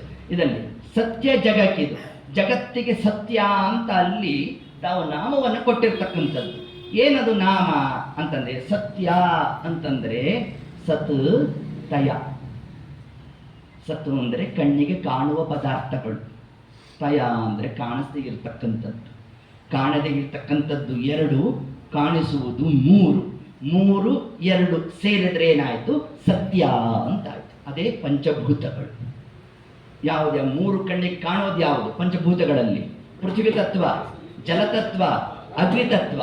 ಕಾಣಿಸದೇ ಇರೋದು ಯಾವುದು? ಆಕಾಶ ತತ್ವ ಮತ್ತು ವಾಯು ತತ್ವ. ಇವೆರಡು ನಮಗೆ ಕಾಣಿಸೋಲ್ಲ. ಎರಡು ಕಾಣಿಸದೇ ಇರತಕ್ಕಂಥದ್ದೇ ತಯ, ಕಾಣಿಸ್ತಕ್ಕಂಥದ್ದೇ ಸತ್. ಎರಡೂ ಸೇರಿಸಿದಾಗ ಏನಾಯಿತು ಸತ್ಯ ಅಂತ. ಅಂದರೆ ಈ ಜಗತ್ತು ಸುಸತ್ಯ, ಸಮೀಚೀನವಾಗಿ ಸತ್ಯಭೂತವಾಗಿರ್ತಕ್ಕಂಥದ್ದು ಅಂತ ಹೇಳಿದ್ದ ಆಂತರ್ಯ. ಹಾಗಾದರೆ ನೀವು ಪ್ರಳಯವನ್ನು ಅಂಗೀಕರಿಸ್ತೀರೋ ಇಲ್ವೋ ಅಂತ ಹೀಗೊಂದು ಪ್ರಶ್ನೆ ಬಂದರೆ, ಅವಶ್ಯವಾಗಿ ಪರಮಾತ್ಮನ ಅಷ್ಟಕರ್ತೃತ್ವದಲ್ಲಿ ಬರ್ತಕ್ಕಂಥದ್ದು ಯಾವುದು? ಪ್ರಳಯ ಇದ್ದೇ ಇದೆ, ಹೌದೋ ಇಲ್ವೋ? ಹಾಗಾದ್ರೆ ಪ್ರಳಯ ಎಂಬುದು ಸತ್ಯಭೂತವಾದದ್ದೇ. ಹಾಗಾದರೆ ಜಗತ್ತು ಸತ್ಯ ಅಂತ ಹೇಗೆ ಹೇಳ್ತೀರಿ ನೀವು? ಜಗತ್ತಿಗೆ ನೀವು ನಾಶ ಒಪ್ಪಬೇಕು ಅಂತಂದರೆ ಅದಕ್ಕೆ ತಿಳಿಸೋದ್ರಲ್ಲಿ ಜಗತ್ತಿಗೆ ಇಲ್ಲಿ ನಾವು ಹೇಗೆ ಪ್ರಳಯವನ್ನು ಅಂಗೀಕರಿಸ್ತೇವೆ ಮತ್ತು ಆ ಜಗತ್ ಸತ್ಯತ್ವದ ಬಗ್ಗೆ ನಾವು ಹೇಗೆ ಅದನ್ನು ಪ್ರತಿಪಾದನೆ ಮಾಡಬೇಕು ಅಂತಂದರೆ ಅದಕ್ಕೆ ತಿಳಿಸ್ಕೊಟ್ರು. ಈಗ ಒಂದು ಪದಾರ್ಥ ಅದು ಎಲ್ಲಿಂದ ಬಂದಿದ್ಯೋ ಆ ಪದಾರ್ಥ ತನ್ನ ಸ್ಥಾನಕ್ಕೆ ಸೇರ್ತಕ್ಕಂಥದ್ದಕ್ಕೆ ನಮ್ಮಲ್ಲಿ ಕರೆದಿರ್ತಕ್ಕಂಥದ್ದು ಯಾವುದು? ಲಯ, ಪ್ರಳಯ ಅಂತ ನಾವು ಕರೆದದ್ದೇ ಹೊರತಾಗಿ ಆ ಪದಾರ್ಥ ಇಲ್ಲ ಅಂದ್ರೆ ಎಲ್ಲಿ ಹೋಗ್ಬೇಕದು? ಮಡಿಕೆ ಒಡೀತು, ಮಡಿಕೆ ಒಡೆದಾಗ ಎಲ್ಲಿಂದ ಅಧ್ಯಾಪಿ ನಮಗೆ ಇದ್ರ ಅಧ್ಯಾಪಿ ಮಡಿಕೆ ಕುಡಿಕೆಗಳು ನಮ್ಗೆ ಆಗ್ಬೇಕಾದ್ರೆ ಎಲ್ಲಿಂದ ಬಂತದು? ಮಣ್ಣಿಂದ ಬಂತು. ಹಾಗಾದ್ರೆ ಅದು ನಾಶ ಆದಾಗಿ ಪುನಃ ಎಲ್ಲಿ ಹೋಗ್ಬೇಕದು? ಪುನಃ ಮಣ್ಣಕ್ಕೆ ಹೋಗ್ಬೇಕು. ಅದಕ್ಕೆ ದಾಸರಾರೇನಂದ್ರು, ಮಣ್ಣಿಂದ ಕಾಯ ಮಣ್ಣಿಂದ ಅಂತ ಅಂದ್ಬಿಟ್ರು. ನಮಗೆ ಯಾವುದು ಎಲ್ಲಿಂದ ಬಂದಿದ್ಯೋ ಅದು ಅಲ್ಲಿಗೆ ಸೇರುವುದನ್ನೇ ಲಯ ಅಂತ ಕರೆದಿದ್ದಾರೆ. ಆದ್ರೆ ಮುಂದೆ ಇದನ್ನ ಸುಸತ್ಯ ಅಂತ ಹೇಳಿದ್ದರ ಆಂತರ್ಯ ಏನು ಅಂತಂದ್ರೆ ಪ್ರವಾಹತೋ ಅನಾದಿ ಇತ್ಯರ್ಥ. ಅದು ಇದನ್ನು ತಿಳಿಸ್ತಾರೆ ನಮಗೆ. ಹೇಗೆ ಅಂತಂದ್ರೆ ಈಗ ಗಂಗಾ ಪ್ರವಾಹದಂತೆ ಅಂತ ಅರ್ಥ. ಆಮೇಲೆ ಮಾಡಿ ಆಯ್ತಾ? ಗಂಗಾ ಪ್ರವಾಹದಂತೆ ಅಂತ ಅದರ ಅರ್ಥ ನಮಗೆ. ಕಾವೇರಿ ಪ್ರವಾಹದಂತೆ ಅಂತೆಲ್ಲ ಎಲ್ಲೂ ಹೇಳಲಿಲ್ಲ ನೋಡಿ, ವ್ಯತ್ಯಾಸ. ಮಳೆ ಬಂದಿಲ್ಲ ಅಂದರೆ ಉಳಿದಂತಹ ನದಿಗಳೆಲ್ಲ ಬತ್ತಿ ಹೋಯ್ತು, ಗಂಗೆ ಬತ್ತಿಲ್ಲ. ಅದೇ ಜಲ ಅಲ್ಲ. ಗಂಗೆ ಎಂಬ ಶಬ್ದ ಏನಿದೆ ಅದು ಅನಾದಿಯಾಗಿ ಅದು ಹರ್ಕೊಂಡು ಹೋಗ್ತಲೇ ಇರುತ್ತೆ. ಅದೇ ಜಲ ಹರಿತಾ ಇದೆ ಅಂತಲ್ಲ. ಇನ್ನೊಂದು ಸುಲಭವಾಗಿ ದೃಷ್ಟಾಂತ ಹೇಳಬೇಕು ಅಂತಂದರೆ, ಈಗ 9, 10ನೇ ಕ್ಲಾಸಲ್ಲಿ ತರಗತಿಗಳಲ್ಲಿ ಮಕ್ಕಳಿದ್ದಾರೆ ಆಯ್ತಾ? 1 ವರ್ಷ ಆಯಿತು. 1 ವರ್ಷ ಆದಮೇಲೆ ಆ 9ನೇ ತರಗತಿಯಲ್ಲಿ ಇದ್ದಂತಹ ಹುಡುಗರೆಲ್ಲ ಏನಾದರೂ 10ನೇ ತರಗತಿಗೆ ಬಂದರು. 9ನೇ ತರಗತಿ ಇದ್ದೇ ಇದೆ, ಅದು ಒಳಗಡೆ ಇದ್ದವರು ಮಾತ್ರ ಮುಂದಕ್ಕೆ ಹೊರಟಿದ್ದಾರೆ. ಹೌದಾ? ಮುಂದಿನ ವರ್ಷಕ್ಕೆ ಏನಾಯಿತು? ಹಿಂದಿದ್ದವರು ಮುಂದೆ ಬಂದರು. ಹೌದಾ? 9ನೇ ಕ್ಲಾಸ್ ಮುಗಿಲಿಲ್ಲ. ಮುಗಿದದ್ದು ಯಾರಿಗೆ? ಅಲ್ಲಿರ್ತಕ್ಕಂಥ ಪದಾರ್ಥಗಳಿಗೆ ಹೋಯ್ತೆ ಹೊರತಾಗಿ ಅದರಂತೆ ಕಾಲ ಎಂಬುದೇನಿದೆ ಇದು ಸರ್ವಕಾಲಿಕವಾಗಿ ಸತ್ಯಭೂತವಾದದ್ದು ಅನ್ನೋದನ್ನು ಹೇಗೆ ನಿರೂಪಣೆ ಮಾಡಬೇಕು ಅಂತಂದರೆ ಈ ತರಗತಿಗಳ ದೃಷ್ಟಾಂತವನ್ನು ತಗೊಳ್ಳಿ. ಗಂಗೆ ಹರಿತಾ ಇದ್ದಾಳೆ. ಈ ಹಿಂದೆ ಅದ್ಯಾಪಿ ನಾವು ಈಗ ನೋಡಿರ್ತಕ್ಕಂತಹ ತೆರೆ ಏನಿದೆ ಅದೇ ತೆರೆಯೇ ಮುಂದೆ ಪುನಃ ಬಂತು ಅಂತಲ್ಲ. ತೆರೆ ಎಂಬುದು ಸತ್ಯ, ಆದರೆ ಪದಾರ್ಥ ಹೋಗಿರ್ತಕ್ಕಂಥದ್ದು ಏನಿದೆ ಅದು ಅದ್ಯಾಪಿ ನಾವು ಮುಂದೆ ಅದನ್ನೇ ಅಲ್ಲಿ ಲಯ ಅನ್ನೋ ಶಬ್ದವನ್ನು ನಾವು ಸಮನ್ವಯ ಮಾಡ್ತಕ್ಕಂಥದ್ದು. ಅದರಿಂದ ಈ ಜಗತ್ತೇನಾಯಿತು? ಪ್ರಾಹುಹು ಅವ್ಯಯಂ, ಇದು ನಾಶರಹಿತವಾದದ್ದು ಅಂತ ತಿಳಿಸು. ಪುನಃ ಜಗತ್ತು ಸೃಷ್ಟಿಯಾಗಬೇಕಾದ್ರೆ ಹೇಗಾಗುತ್ತೆ? ಪರಮಾತ್ಮ ಏನು ಮಾಡ್ದ? ಈ ಬ್ರಹ್ಮಾಂಡ ಸೃಷ್ಟಿಯಾಗಬೇಕಾದ್ರೆ 3 ಪದಾರ್ಥ ಹೇಳಿದ್ವಲ್ಲ, ಸತ್ವರಜಸ್ತಮೋ ಗುಣಗಳು. ಈ ಸತ್ವರಜಸ್ತಮೋ ಗುಣಗಳೇ ನಮಗೇನಾಗಿತ್ತು? ಜಡ ಪ್ರಕೃತಿ ಆಗಿತ್ತು. ಸತ್ವರಜಸ್ತಮೋ ಗುಣಗಳ ವಿಕಾರದಿಂದಾಗಿ ಜಡ ಪ್ರಕೃತಿ ಆಯಿತು. ಈ ಜಡ ಪ್ರಕೃತಿ ಏನಾಯಿತು? ಪ್ರಳಯ ಕಾಲದಲ್ಲಿ ತಾನು ಎಲ್ಲಿಂದ ಬಂದಿತ್ತೋ ಅಲ್ಲಿ ಹೋಗಿ ಕೂತ್ಕೊಂಡ್ಬಿಡ್ತು. ಅಲ್ಲಿ ಕೂತ ಹೇಗಿತ್ತದು? ವ್ಯಕ್ತ ಆಗಲಿಲ್ಲ, ಅದು ಅವ್ಯಕ್ತವಾಗಿತ್ತು. ಅದಕ್ಕೆ ಅದನ್ನು ಅವ್ಯಕ್ತ ತತ್ವ ಅಂತ ಕರೆದದ್ದು. ಈ ಅವ್ಯಕ್ತ ತತ್ವ ತಾನು ಹೇಗಿತ್ತು ಅಂತಂದರೆ, ಮೊಬೈಲ್ಗೆ ನೀವು ಚಾರ್ಜ್ ಮಾಡದೇ ಇದ್ದರೆ ಹೇಗೆ ಅದು ಕೆಲಸ ಮಾಡೋಲ್ವೋ ಅದರಂತೆ ಪ್ರಳಯ ಕಾಲದಲ್ಲಿ ಈ ಸತ್ವರಜಸ್ತಮೋ ಗುಣಗಳೆಲ್ಲ ಇದೆ, ಕೆಲಸ ಮಾಡ್ತಾ ಇಲ್ಲ. ಇದಕ್ಕೆ ಅಭಿಮಾನಿ ಯಾರು? ಲಕ್ಷ್ಮೀದೇವಿ. ಅವಳು ಕೂಡ ಸ್ತಬ್ಧಳಾಗಿ ಇರ್ತಾಳೆ. ಹಾಗಾದ್ರೆ ಊರ್ಧ್ವ ಯಾರಾದ? ಪರಮಾತ್ಮನೇ ಊರ್ಧ್ವನಾದ. ಇದನ್ನೇ ನಾವು ಸಂಚಿಂತಿಸಿ ಮುದಲಾಂಛನಾಗುವುದೇ ಫಲವಿದು ಬಾಳುವುದಕ್ಕೆ. ಯಾವುದನ್ನು ಚಿಂತನೆ ಮಾಡಬೇಕು ಅಂತಂದರೆ, ಈ ಪ್ರಳಯ ಕಾಲದಲ್ಲೂ ಕೂಡ ಲಕ್ಷ್ಮೀದೇವಿಯು ತಾನು ಸ್ತಬ್ಧಳಾಗಿ ಇರ್ತಾಳೆ. ಭಗವದ್ ಅಧೀನತ ಅವಳು ಎಲ್ಲ ಕಾಲದಲ್ಲೂ ಭಗವದ್ ಅಧೀನತ. ಅವ್ರ ವಿಶೇಷದ ಪ್ರಕಟ ನಮಗೆ ಅದ್ಯಾಪ ಯಾವ ಕಾಲಕ್ಕೆ? ಪ್ರಳಯ ಕಾಲದಲ್ಲಿ ಈ ಅವ್ಯಕ್ತ ತತ್ವವು ಕೂಡ ಗೌಣವಾಗಿ ಕೂತ್ಕೊಂಡು ಕೂತಾಗ ಆ ಪರಮಾತ್ಮ ಸೃಷ್ಟಿಯನ್ನು ಮಾಡಬೇಕು ಅಂತ ನಾನು ಅಪೇಕ್ಷೆ ಮಾಡ್ತಾನೆ. ಅಪೇಕ್ಷೆ ಮಾಡಿದಾಗ ಈ ಸತ್ವರಜಸ್ತಮೋ ಗುಣಗಳೆಲ್ಲ ಒಟ್ಟಾರೆ ಮಿಶ್ರಣ ಆಗೋಗಿರುತ್ತಂತೆ. ಮಿಶ್ರಣ ಆದಾಗ ಪರಮಾತ್ಮ ತಾನು ಮಿಶ್ರ ಸೃಷ್ಟಿಯನ್ನು ಮಾಡಬೇಕು ಅಂತ ಅಪೇಕ್ಷೆ ಮಾಡೋ ಪೂರ್ವದಲ್ಲಿ ಏನು ಮಾಡ್ದ, ಈ ಜಡ ಸೃಷ್ಟಿ ಆಗಬೇಕಲ್ಲ, ಅದಕ್ಕೆ ಮೊದಲಿಗೆ ತಾನು ಸತ್ವರಜಸ್ತಮೋ ಗುಣಗಳಲ್ಲಿ ಇರ್ತಕ್ಕಂತಹ ಒಂದು ಭಾಗವನ್ನು ತೆಗೆದ. ಯಾವುದದು? ಸತ್ವ ಪದಾರ್ಥ. ಅದನ್ನು ಬೇರ್ಪಡಿಸಿದ. ಯಾವುದರಿಂದ? ಆ ಮೂಲ ಯಾವುದು ಅವ್ಯಕ್ತ ತತ್ವ ಅಂತಿತ್ತು, ಅದರ ಸತ್ವ ಪದಾರ್ಥವನ್ನು ತೆಗೆದಿದ್ದರಿಂದ ಏನಾಯಿತು? ಜಡ ಜಡ ಭೇದ ಅಂತ ತೋರಿಸಿತು. ಸತ್ವ ಪದಾರ್ಥ ಬೇರೆ, ಜಡ ಪದಾರ್ಥ ಬೇರೆ, ತಮೋ ಪದಾರ್ಥ ಬೇರೆ. ಇದೇ ಜಡ ಜಡ ಭೇದ. ಪಂಚಭೇದಯುತ ಪ್ರಪಂಚ ಸುಸತ್ಯ ಅಂತಿದೆ. ಇದನ್ನ ಯಾರು ಅನುವಾದ ಮಾಡ್ತೀರಾ? ಮಾಡಿದ್ರೆ ಮಾಡಿ, ಅಲ್ಲ ತಪ್ಪಾದ್ರೆ ಏನು ಪರವಾಗಿಲ್ಲ, ಮಾಡ್ತೀರಾ? ಹೀಗೆ ಹೇಳ್ದ. ಯಾಕೆ ಕೇಳಿದೆ? ಸುಮ್ಮನೆ ಒಂದು ಪುರುದುಂಸೋಣ ಅಂತ ಅಷ್ಟೇ ಕೇಳಿದ್ದು. ಹೀಗೆ ಹೇಳ್ದ ಒಟ್ಟಾರೆ ಆ ಜಡ ಜಡ ಭೇದಾದಿಗಳ ಬಗ್ಗೆ ನಾವು ಹೇಗೆ ಇದನ್ನು ಚಿಂತನೆ ಮಾಡಬೇಕು ಅಂತಂದ್ರೆ, ಪರಮಾತ್ಮ ತಾನು ಸೃಷ್ಟಿಗೆ ಬರುವ ಕಾಲಕ್ಕೆ ಮೊದಲಿಗೆ ಏನ್ ಮಾಡ್ದ? ಪೂರಾ ಸತ್ವಮಯ ಪದಾರ್ಥವನ್ನು ತೆಗೆದು ಪೆಟ್ಟಿಗೆಗೆ ಹಾಕಿಟ್ಟುಬಿಟ್ಟ. ಸೃಷ್ಟಿಗೆ ತರೋದೇ ಇಲ್ಲ ಅದನ್ನು ಪರಮಾತ್ಮ. ತಾನು ಸೃಷ್ಟಿಗೆ ತರೋ ಪದಾರ್ಥಗಳು ಯಾವುದು? ಎರಡೇ, ರಜೋ ಪದಾರ್ಥ, ತಮೋ ಪದಾರ್ಥ. ಅದಲ್ಲಿ ಪುನಃ ಏನಿದೆ? ಸತ್ವರಜ ತಮೋ ಪದಾರ್ಥಗಳಿದೆ. ಅದನ್ನೇ ಜಡ ಜಡ ಭೇದ. ಪುನಃ ಅದರಲ್ಲಿ ಭೇದವನ್ನು ಹೇಳ್ತಾರೆ ನೋಡಿ. ಈ ಕ್ರಮದಲ್ಲೇ ನಾವು ಆ ಪಂಚಭೇದ ತಾರತಮ್ಯವನ್ನ ಅಂಗೀಕರಿಸ್ತಾ ಇದೆಲ್ಲದಕ್ಕೂ ಕೂಡ ಯಾರು ಪ್ರೇರಕನಾಗಿದ್ದಾನೋ ಅವನನ್ನ ಸಂಚಿಂತಿಸಿ ಮುದಲಾಂಛನಾಗುವುದೇ ಫಲವಿದು ಬಾಳುವುದಕ್ಕೆ ಅಂತ ದಾಸರು ನಮಗೇನು ತಿಳಿಸಿದ್ದಾರೆ. ಈ ಜಗತ್ತು ಸತ್ಯತ್ವದ ಬಗ್ಗೆ ಯಾಕಿಷ್ಟು ಜಿಜ್ಞಾಸೆ ಯಾಕೆ ಬಂತು ನಮ್ಮಲ್ಲಿ? ಜಗತ್ತು ಇಷ್ಟು ಸ್ಪಷ್ಟವಾದ ನಿರೂಪಣೆ ಇದೆಯಲ್ಲ ಅಂತಂದ್ರೆ ಅದಕ್ಕೆ ನಮಗೆ ತಿಳಿಸ್ತಾರೆ. ಅನೇಕ ಕಡೆಯಲ್ಲಿ ಪರಮಾತ್ಮ ತಾನು ಅಸುರ ಮೋಹನಾರ್ಥವಾಗಿ ಮೋಹಕ ಶಬ್ದಗಳನ್ನ ಪುರಾಣಗಳಲ್ಲಿ ಪ್ರಯೋಗ ಮಾಡಿಬಿಟ್ಟಿರ್ತಾನೆ. ಏನಂತ ಪರಮಾತ್ಮ ತಿಳಿಸ್ತಾರೆ? ಯಾಕೆ ಸತ್ಯ, ಜಗತ್ತು ಸತ್ಯ ಯಾಕೆ ಅಂತ ನಾವು ಪ್ರತಿಪಾದನೆ ಮಾಡಬೇಕು? ಇರೋ ಪದಾರ್ಥವನ್ನೇ ಯಾಕೆ ಹೇಳ್ತಾ ಇದ್ದೇವೆ? ಸತ್ಯವಾಗಿರೋದನ್ನು ಸತ್ಯ ಅಂತ ಹೇಳಬೇಕಾದ್ರೆ ಹಿಂದೆ ಯಾರು ಅದು ಸುಳ್ಳು ಅಂತ ಹೇಳಿರ್ಬೇಕಲ್ಲ. ಅವ್ರು ಸುಳ್ಳು ಅಂತ ಹೇಳಿದ್ದಾರೆ ಅಂದ್ರೆ ಅವ್ರಿಗೆ ಯಾವ್ದಾದ್ರು ಪ್ರಮಾಣ ಇರಬೇಕಲ್ಲ, ಹೌದು ಅಂತಂದ್ರೆ ಅದಕ್ಕೆ ತಿಳಿಸೋದು ನಮಗೆ ಸರ್ವಶಾಸ್ತ್ರಾರ್ಥಕ್ಕೆ ನಿರ್ಣಾಯಕವಾದ ಸ್ಥಾನದಲ್ಲಿರ್ತಕ್ಕಂಥದ್ದೇ ಶ್ರೀಮದ್ ಭಾಗವತ. ಹೌದಾ? ಬ್ರಹ್ಮಸೂತ್ರದ್ದು ಸಾರ. ಅರ್ಥೋಯಂ ಬ್ರಹ್ಮಸೂತ್ರಾಣ ವೇದಾರ್ಥ ಪರಿಬೃಂಹಿತ ಗಾಯತ್ರಿ ಭಾಷ್ಯ ರೂಪೋತ್ಸವ. ಆದ್ದರಿಂದ ಸಮಗ್ರ ಶಾಸ್ತ್ರಗಳ ಸಾರ ಶ್ರೀಮದ್ ಭಾಗವತ. ಆ ಭಾಗವತದ ಮಂಗಳ ಶ್ಲೋಕದಲ್ಲೇ ಹೇಳಬೇಕಾದ ಜಗತ್ತನ್ನು ಏನಂದ್ರು? ಸುಳ್ಳು ಅಂದೇ ಬಿಟ್ರು. ಯತ್ರ ತ್ರಿಸರ್ಗೋ ವೃಷ ಅಂತ ಜಗತ್ತು ಸುಳ್ಳು. ಇನ್ನೊಂದು ಕಡೆಯಲ್ಲಿ ಹೇಳಬೇಕಾದ ಜಗತ್ತನ್ನ ಅಸತ್ ಅಂದ್ರು. ಒಂದು ಕಡೆ ಪುರಾಣದಲ್ಲಿ ಬರ್ತಕ್ಕಂಥ ಒಂದು ವಾಕ್ಯ, ಜಗತ್ತನ್ನ ಏನಂದಿದ್ದಾರೆ? ಜಗತ್ತು ಅಸತ್ ಅಂತಂದ್ರು. ಇನ್ನೊಂದು ಕಡೆಯಲ್ಲಿ ಜಗತ್ತು ಮಿಥ್ಯಾಭೂತವಾದದ್ದು, ಅದೇ ಮೃಷ. ಹೇಗೆ ಇದನ್ನ ಈ ಶಬ್ದವನ್ನ ನಾವು ನಿರ್ಣಯ ಮಾಡಬೇಕು? ಮೃಷ ಅಂದ್ರೆ ಸುಳ್ಳು ಅಂತಂದ್ರು. ಹಾಗಾದರೆ ಯತ್ರ ತ್ರಿಸರ್ಗ, ಮೂರು ವಿಧವಾದಂಥ ಸೃಷ್ಟಿ ಇವೆಲ್ಲ ಏನಿದೆ ಇವೆಲ್ಲ ಮಾಯಾಕಲ್ಪಿತ. ನೆನೆ ಹೇಳದ್ವಲ್ಲ, ಸುಮ್ಮನೆ ಭ್ರಮಾತ್ಮಕವಾಗಿ ನಮ್ಮ ಕಣ್ಣು ಮುಂದೆ ತೋರ್ತಾ ಇರತಕ್ಕಂತಹ ಪದಾರ್ಥಗಳಿದು. ಇದನ್ನು ತಗೊಂಡು ನೀವು ಸತ್ಯ ಅಂತ ಅನ್ಕೊಂಡು ಹಿಂಗೆಲ್ಲ ಹೇಳ್ತಾ ಇದ್ದೀರಿ. ಅವರು ಜಗತ್ತನ್ನು ಸತ್ಯ ಅಂತ ಪ್ರತಿಪಾದನೆ ಮಾಡದೇ ಇರೋದಕ್ಕೆ ಕಾರಣ ಏನು? ಪರಮಾತ್ಮನಲ್ಲಿ ನಿರ್ಗುಣತ್ವವನ್ನು ಪ್ರತಿಪಾದನೆ ಮಾಡಬೇಕು. ಜಗತ್ತನ್ನು ಸತ್ಯ ಅಂತ ನಾವು ಹೇಳಿತು ಅಂತಂದ್ರೆ ಆಗ ದೇವರಲ್ಲಿ ಏನು ಹೇಳಬೇಕು? ಗುಣವನ್ನೇ ಹೇಳಬೇಕು. ಆಗ ಅವರ ಮತಕ್ಕೆ ಏನಾಯಿತು? ಬಾಧಕ, ಹಾನಿ ಆಯಿತು. ಹೇಗೆ ಹಾನಿ ಆಯಿತು? ಅವರು ದೇವರನ್ನ ನಿರ್ಗುಣ ಅಂತ ಕರೆದರು.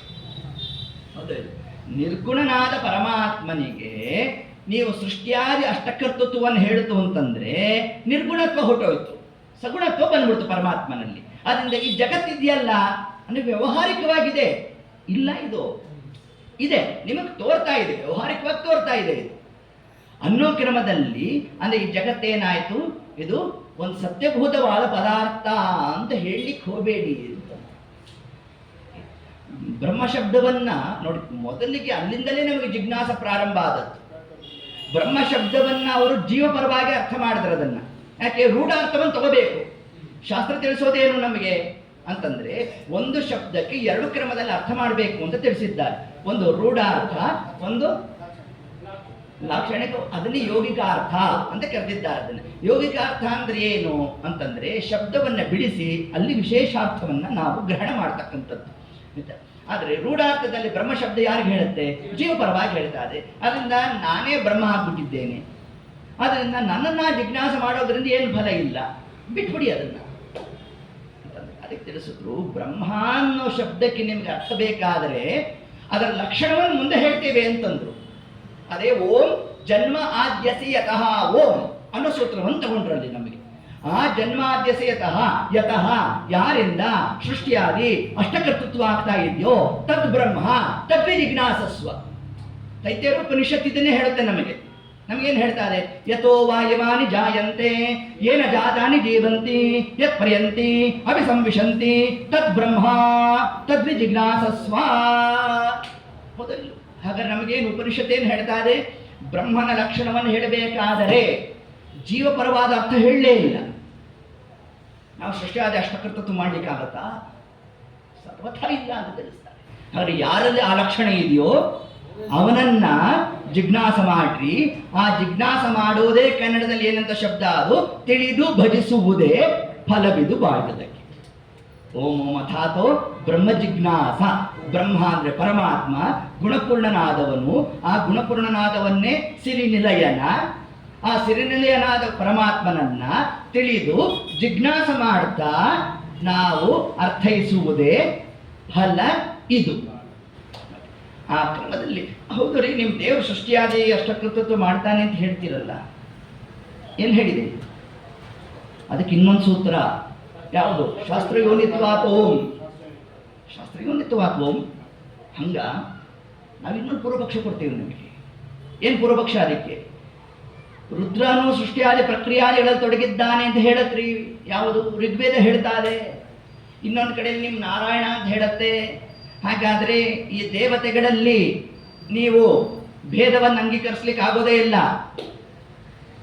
ಎಲ್ಲ ಒಂದೇ, ಒಬ್ಬನೇ ಬ್ರಹ್ಮ ವಿಷ್ಣು ಮಹೇಶ್ವರರು ಎಲ್ಲ ಒಂದೇ. ಸುಮ್ಮನೆ ನಾಮಭೇದ ಅಷ್ಟೇ ಅಲ್ಲಿರೋದು ಅಂತ ಹಿಂಗೇನಾರು ಅಂತಂದರೆ ಅದಕ್ಕೆ ತಿಳಿಸಿದ್ರು ತತ್ವ ಸಮನ್ವಯ ಓಂ ಅನ್ನೋ ಒಂದು ಬ್ರಹ್ಮಸೂತ್ರ. ಅದೇ ನಾಮ ಸಮನ್ವಯ ಪಾಠ. ಎಲ್ಲ ನಾಮಗಳನ್ನು ನಾವು ಯಾರ್ಯಾರು ಪ್ರತಿಪಾದನೆ ಮಾಡಬೇಕು?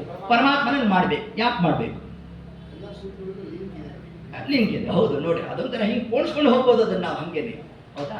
ಯಾಕೆ ಪರಮಾತ್ಮನಲ್ಲಿ ಮಾಡಬೇಕು? ಅದಕ್ಕೆ ಶ್ರೀಮದಾಚಾರ್ಯ ತಿಳಿಸ್ತಾರೆ. ನಾವು ಶ್ರುತಿ ವಾಕ್ಯಕ್ಕೆ ಅರ್ಥ ಮಾಡಬೇಕಾದ್ರೆ ಅದಕ್ಕೆ ಅನೇಕ ಉಪಕ್ರಮಾದಿ ಲಿಂಗಗಳನ್ನು ಪ್ರಯೋಗ ಮಾಡಬೇಕು. ಇದು ಷಡ್ವಿರುದ್ಧ. ಅದರಲ್ಲಿ ಉಪಕ್ರಮ, ಉಪಸಂಹಾರ, ಅರ್ಥವಾದ, ಅಭ್ಯಾಸ, ಫಲ, ಹೀಗೆ ಇವೆಲ್ಲ ನಮಗೆ ತಿಳಿಸ್ತಾ ಅದರಲ್ಲಿ ಅಭ್ಯಾಸ ಅನ್ನೋದೇನಿದೆ, ಮೇಲಿಂದ ಮೇಲೆ ಒಂದು ವಿಷಯವನ್ನು ತಿಳಿಸ್ತಾ ಇದ್ದಾರೆ ಅಂತಂದರೆ ಅದು ಅದರ ಬಗ್ಗೆ ನಾವು ಹೆಚ್ಚು ಗಮನವನ್ನು ವಹಿಸಬೇಕು ಅಂತ ತಿಳಿಸಿದೆ ನಮಗೆ. ಆದ್ದರಿಂದ ಶಾಸ್ತ್ರದಲ್ಲಿ ಶ್ರುತಿವಾಕ್ಯಗಳಲ್ಲಿ ನಮಗೆ ರುದ್ರಾನ್ನೋ ಶಬ್ದವೂ ಬಂದಿದೆ, ಬ್ರಹ್ಮಾನ್ನೋ ಶಬ್ದವೂ ಬಂದಿದೆ, ಇತರ ದೇವತೆಗಳ ಬಗ್ಗೆಯೂ ತಾನು ಹೇಳ್ತಾ ಇದ್ರು ಕೂಡ ಅದನ್ನು ನಾವು ಪರಮಾತ್ಮನ ಪರವಾಗಿ ಹೇಳಬೇಕು ಅನ್ನೋದನ್ನು ನೀವು ಹೇಗೆ ಅದನ್ನು ನಿರ್ಣಯ ಮಾಡ್ತೀರಿ ಅಂತಂದರೆ, ವಿಷ್ಣು ಶಬ್ದ ಅದು ಇಡೀ ವೇದದಲ್ಲಿ ಅನೇಕ ಬಾರಿ ತಾನು ಪ್ರಯೋಗ ಮಾಡಿರೋದ್ರಿಂದಾಗಿ ಈ ಅರ್ಥವನ್ನು ಯಾರ ಪರವಾಗಿ ನಾವು ಚಿಂತನೆ ಮಾಡಬೇಕು? ಭಗವತ್ ಪರವಾಗಿಯೇ ನಾವು ಇದನ್ನು ಚಿಂತನೆ ಮಾಡಬೇಕು ಅನ್ನೋದೇ ನಮಗೆ ಬ್ರಹ್ಮಸೂತ್ರಾದಿಗಳು ಏನು ತಾವು ತಿಳಿಸಿರ್ತಕ್ಕಂತಹ ಒಂದು ಅಂಶ ಆಗಿದೆ. ಆದ್ದರಿಂದ ಹೀಗೆ ಆ ಪರಮಾತ್ಮನ ಆ ಒಂದು ಜಗತ್ಸತ್ಯತ್ವಾದಿಗಳನ್ನು ನಾವು ಒಪ್ಪೋದ್ರಿಂದಾಗಿ ನಿರ್ಗುಣತ್ವವನ್ನು ನಿರಸನ ಮಾಡಿರ್ತಕ್ಕಂತಹ ಫಲ ಬಂತು. ಇನ್ನು ಜಗತ್ತು ಸತ್ಯ ಇದೆ ಅಂತಂದರೆ ಈ ಸತ್ಯವಾದ ಜಗತ್ತು ಹೇಗಿದೆ? ಇದು ಅವ್ಯಯಂ, ನಾಶರಹಿತವಾಗಿ ಜಗತ್ತಿದೆ. ಅಂದರೆ ಎಲ್ಲ ಕಾಲದಲ್ಲೂ ಜಗತ್ತಿಗೆ ಮೂಲಭೂತವಾದ ಪದಾರ್ಥಗಳು ಇದೆ ಅಂತಂದರೆ ಅದನ್ನು ರಕ್ಷಣೆ ಮಾಡ್ತಕ್ಕಂಥ ಒಬ್ಬ ಇರಬೇಕು. ಹಾಗೇನಾಯ್ತು? ಪರಮಾತ್ಮನಿಗೆ ಏನಾಯಿತು? ನಾಶವನ್ನ ಅಂಗೀಕರಿಸದಂತೆ ಆಯಿತು ನಮಗೆ. ಪರಮಾತ್ಮ ಅಚ್ಯುತ ಶಬ್ದ ವಾಚನಾದ. ಯಾರು ಅಚ್ಯುತ ಶಬ್ದ ವಾಚನಾದ ಪರಮಾತ್ಮನೋ ಅವನನ್ನ ಏತತ್ಕ್ರಮದಲ್ಲಿ ತಿಳಿದು ಭಜಿಸುವುದೇ ಫಲವಿದು ಬಾಳುವುದಕ್ಕೆ. ಇದನ್ನು ನಮಗೆ ತಿಳಿಸ್ತಾರೆ. ಸಂಚಿಂತಿಸಿ ಮೊದಲಾಂಛನಾಗುವುದೇ ಫಲವಿದು ಬಾಳುವುದಕ್ಕೆ. ಈ ಕ್ರಮದಲ್ಲಿ ಹಾಗಾದ್ರೆ ಇಲ್ಲಿ ಮೃಷಾಂತ ಶಬ್ದ ಪ್ರಯೋಗ ಮಾಡಿದ್ದಾರಲ್ರಿ ನಿಮ್ಮ ಭಾಗವತದಲ್ಲಿ.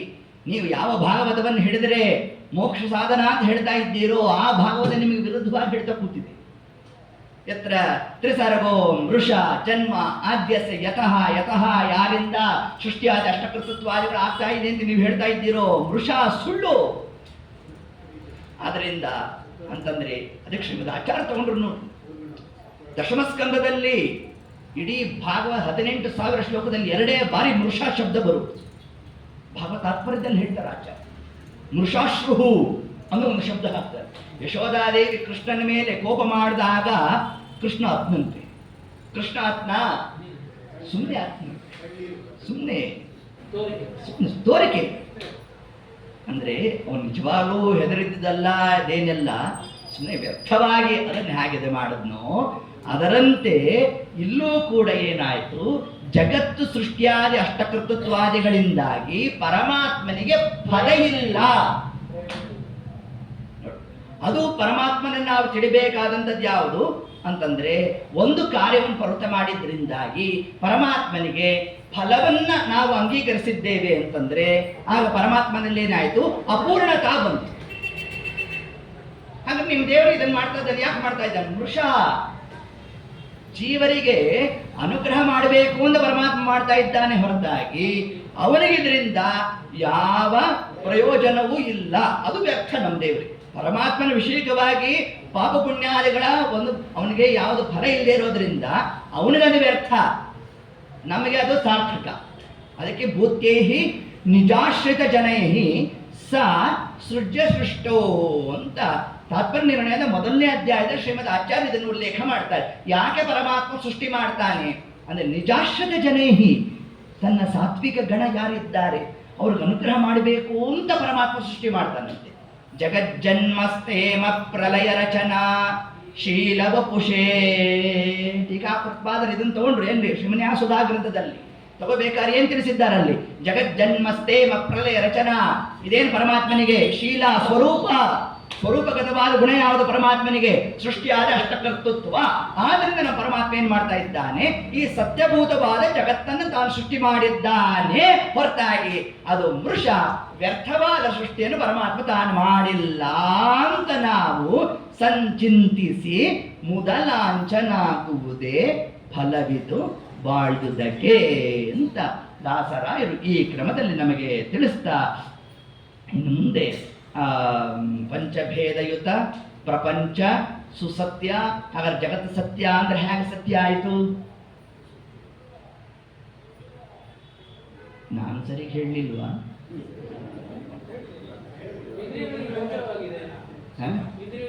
ಅದು ಬಿಡಿ, ಅಲ್ಲ ಅದು ಬಿಡಿ. ಈಗ ಪ್ರಳಯ ಕಾಲದಲ್ಲಿ ಜಗತ್ತು ನಾಶ ಆಗತ್ತೆ. ನಾಶ ಆಗೋ ಜಗತ್ತನ್ನ ಕೃಷ್ಣ ಭಗವದ್ಗೀತೆಯಲ್ಲಿ ಅವ್ಯಯ ಅಂತ ಹೇಗಂದ?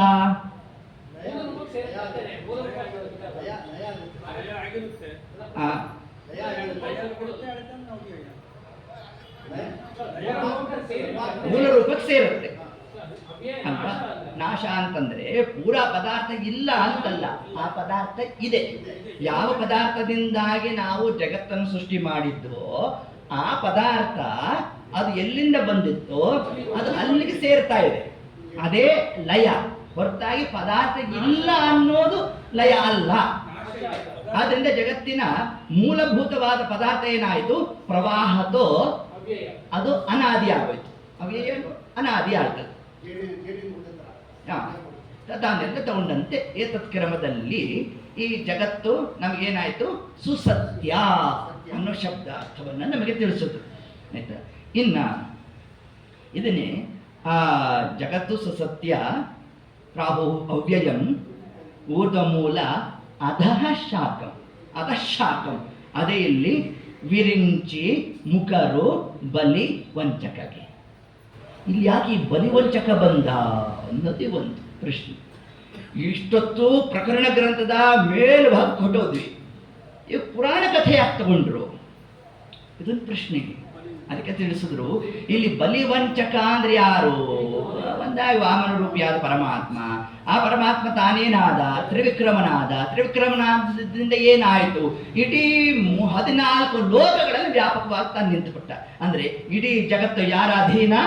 ಅದು ಪರಮಾತ್ಮನ ಅಧೀನ ಅನ್ನೋದನ್ನು ತಿಳಿಸಲು ಸುಗ ನಮ್ಗೆ ಏನ್ ಮಾಡಿದ್ರಲ್ಲಿ ಬಲಿ ವಂಚಕಗೆ ಅನ್ನೋ ಶಬ್ದವನ್ನು ಹೇಳ್ತಾ ಪರಮಾತ್ಮ 14 ಲೋಕಗಳು ಅಂದ್ರೆ ಏನಾಯ್ತು ಇಲ್ಲಿ ನಮಗೆ ಆ ಅಚಿತ್ ಪ್ರಕೃತಿ ಜಡ ಪ್ರಕೃತಿ ಸಮಗ್ರವಾಗಿ ಪರಮಾತ್ಮ ತಾನು ವ್ಯಾಪಕನಾಗಿ ಇದ್ದು ಜೀವರಲ್ಲಿ ಜಡಾತ್ಮಕವಾದ ಪದಾರ್ಥಗಳಲ್ಲಿ ತಾನಿದ್ದು ಕಾರ್ಯವನ್ನು ಮಾಡಿಸ್ತಾ ಇದ್ದಾನೆ ಅನ್ನೋದನ್ನೇ ಇಲ್ಲಿ ಅದರ ವಿಸ್ತಾರವನ್ನು ಮಾಡ್ತಾರೆ. ಬಲಿ ವಂಚಕಗೆ ತ್ರಿವಿಕ್ರಮ ರೂಪಿಯಾದ ಪರಮಾತ್ಮ ಸರ್ವತ್ರ ವ್ಯಾಪ್ತನಾಗಿದ್ದಾನೆ. ಎಲ್ಲೆಲ್ಲಿ ಹೇಗೆ ವ್ಯಾಪ್ತನಾಗಿದ್ದಾನೆ ಅಂತಂದ್ರೆ ನಿಮಗೆ ನಾವು ಅಧಿಷ್ಠಾನ ಕೊಡ್ತೇವೆ ಅಂದ್ರು ದಾಸರು. ನಿಮಗೆ ಹಂಗಾದ್ರೆ ಅರ್ಥ ಆಗೋಲ್ಲ, ಬನ್ನಿ ನಾವು ಹೇಳ್ಕೊಡ್ತೇವೆ ಅಂದ್ರು ದಾಸರಾಯ. ಅದಕ್ಕೆ ನೋಡಿ ಅನೇಕ ವಿಧವಾದಂತಹ ಅಧಿಷ್ಠಾನಗಳಿದೆ ಪರಮಾತ್ಮ. ಯಾಕೆ ತ್ರಿವಿಕ್ರಮ ರೂಪ ಅಂತ ಹೇಳಿ ಬಿಡಬಹುದಿತ್ತು ಪ್ರಾಯಶಃ ಇಲ್ಲಿ, ಆದರೆ ತ್ರಿವಿಕ್ರಮ ರೂಪದ ಉಪಾಸನೆ ಮಾಡ್ಲಿಕ್ಕೆ ಅಧಿಕಾರಿಗಳು ರುಜುಗಳಸ್ತರು, ಗರುಡಶೇಷ ರುದ್ರಾದಿಗಳೇ ತಬ್ಬಿಬ್ಬಾಗ್ತಾರಂತೆ. ನಮ್ಮ ಕಥೆ ಏನಾಗಬೇಕು? ಅದಕ್ಕೆ ಏನು ಮಾಡಿದ್ರಂತೆ, ಸಂಚಲ ಪ್ರತಿಮೆ ಅಚಂಚಲ ಪ್ರಕೃತಿಯು 2 ವಿಧವಾದ ಅಧಿಷ್ಠಾನವನ್ನು ಕೊಡುತ್ತಾರೆ.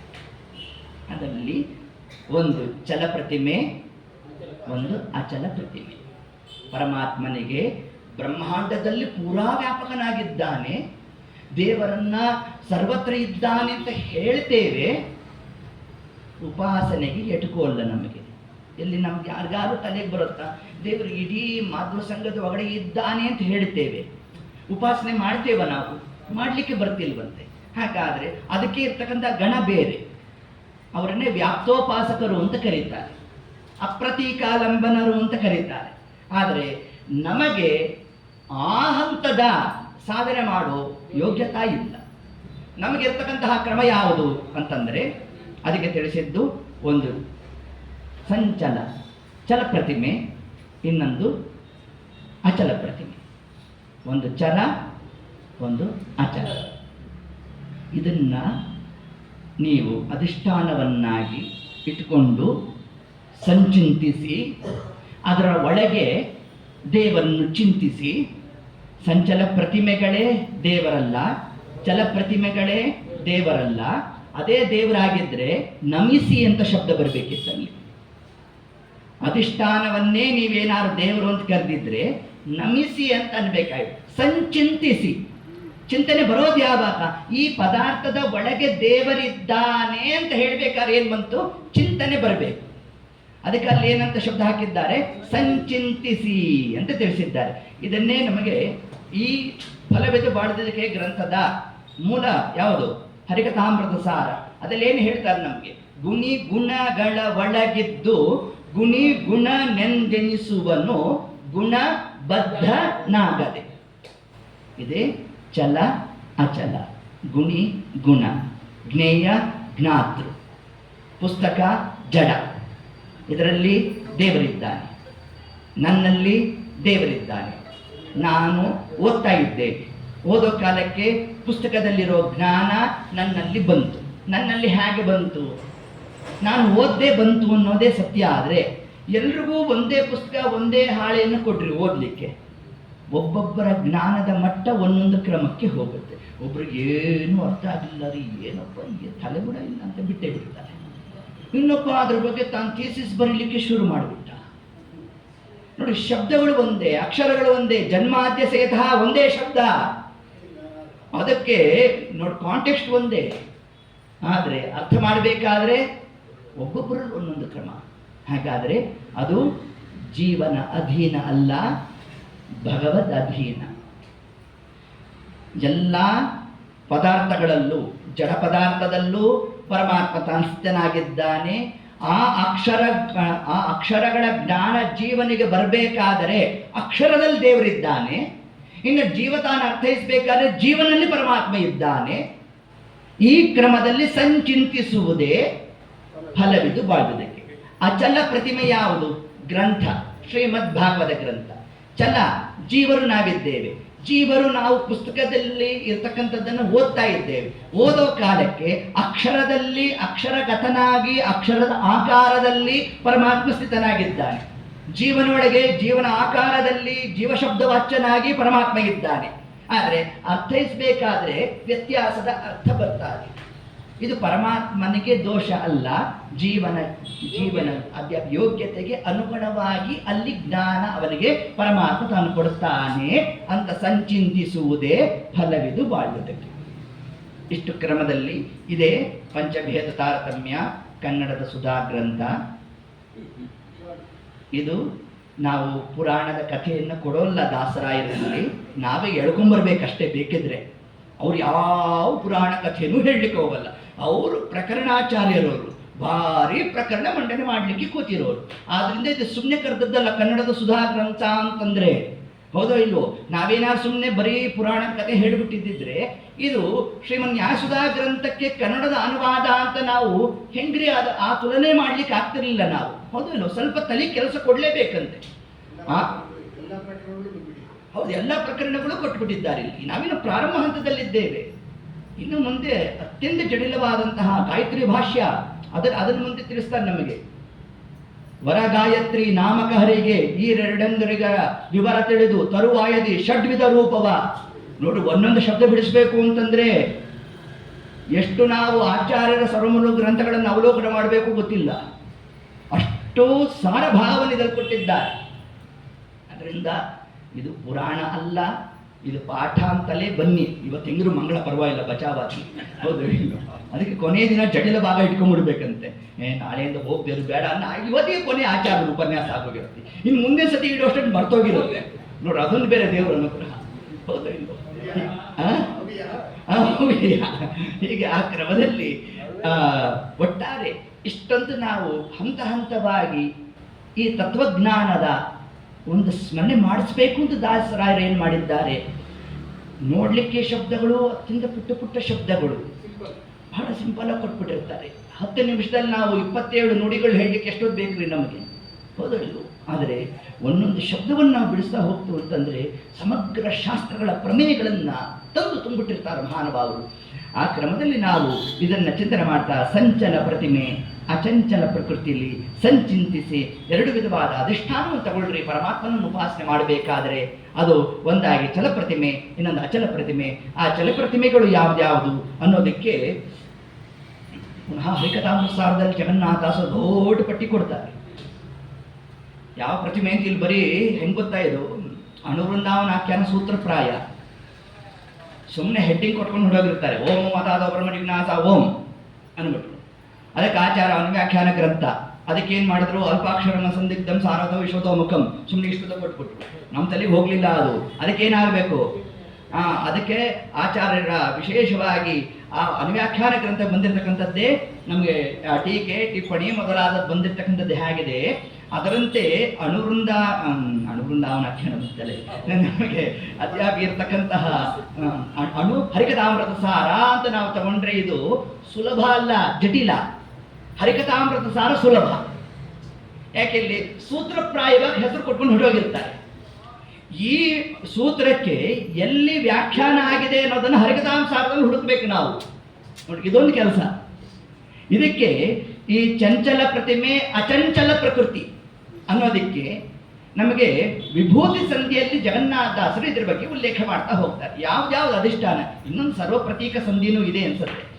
9ನೇ ಸಂಧಿನೋ 10ನೇ ಸಂಧಿನೋ ಸರ್ವಪ್ರತೀಕ 9 ಅಥವಾ 10 ಇದೆ. ಅದು ಅದರಲ್ಲೂ ಕೂಡ ಅಧಿಷ್ಠಾನವನ್ನು ಕೊಟ್ಟಿದ್ದಾರೆ. ಆದರೆ ನಾವು ಅವಲೋಕಿಸಿದಾಗ ಮೊದಲಿಗೆ ಈ ವಿಭೂತಿ ಸಂಧಿಯಲ್ಲೇ ವಿಶೇಷವಾಗಿ ಕಾಣಿಸ್ತು. ಅದಕ್ಕೆ ಅದೇ ವಿಷಯವನ್ನು ತಗೊಂಡೆ.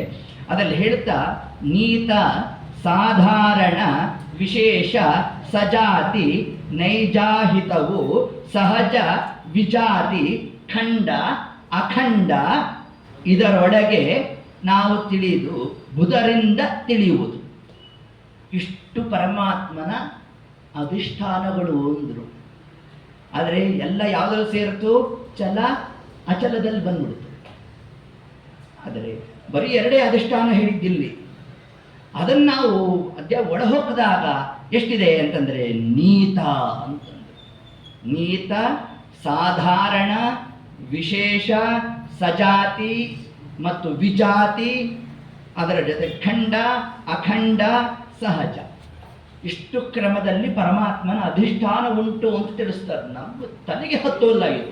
ಇಷ್ಟು ಕ್ರಮದಲ್ಲಿ ಉಂಟು ಅಂತ ಹೇಳ್ತಾ ಅದನ್ನು ನೀತ ಅಂದರೆ ಪ್ರತಿಮೆಗಳಲ್ಲಿ ಆವಾಹಿತ ರೂಪ. ಅಂದ್ರೆ ಇದರಿಂದ ನಮಗೇನು ತಿಳಿಸಿದ್ರು ಅಂದ್ರೆ ಪ್ರತಿಮೆನೇ ದೇವರಲ್ಲ. ಪ್ರತಿಮೆನೇ ದೇವರಲ್ಲ ಅಂತ ನಾವು ಹೇಳೋದ್ರಿಂದ ಏನನ್ನು ಪ್ರತಿಪಾದನೆ ಮಾಡಿದ್ವಿ? ಜಡ ಪ್ರಕೃತಿನೇ ದೇವರಲ್ಲ ಅಂತ ಹೇಳೋದು ಒಂದೇ, ಪ್ರತಿಮೆನೇ ದೇವರಲ್ಲ ಅಂತ ಹೇಳೋದು ಒಂದೇ. ಪ್ರಕೃತಿನೇ, ಜಡ ಪ್ರಕೃತಿನೇ, 14 ಲೋಕಗಳೇ ದೇವರು ಅಂತ ಹೇಳಿದ್ರು ಒಂದೇ, ಪ್ರತಿಮೆನೇ ದೇವರು ಅಂತ ಹೇಳಿದ್ರು ಒಂದೇ.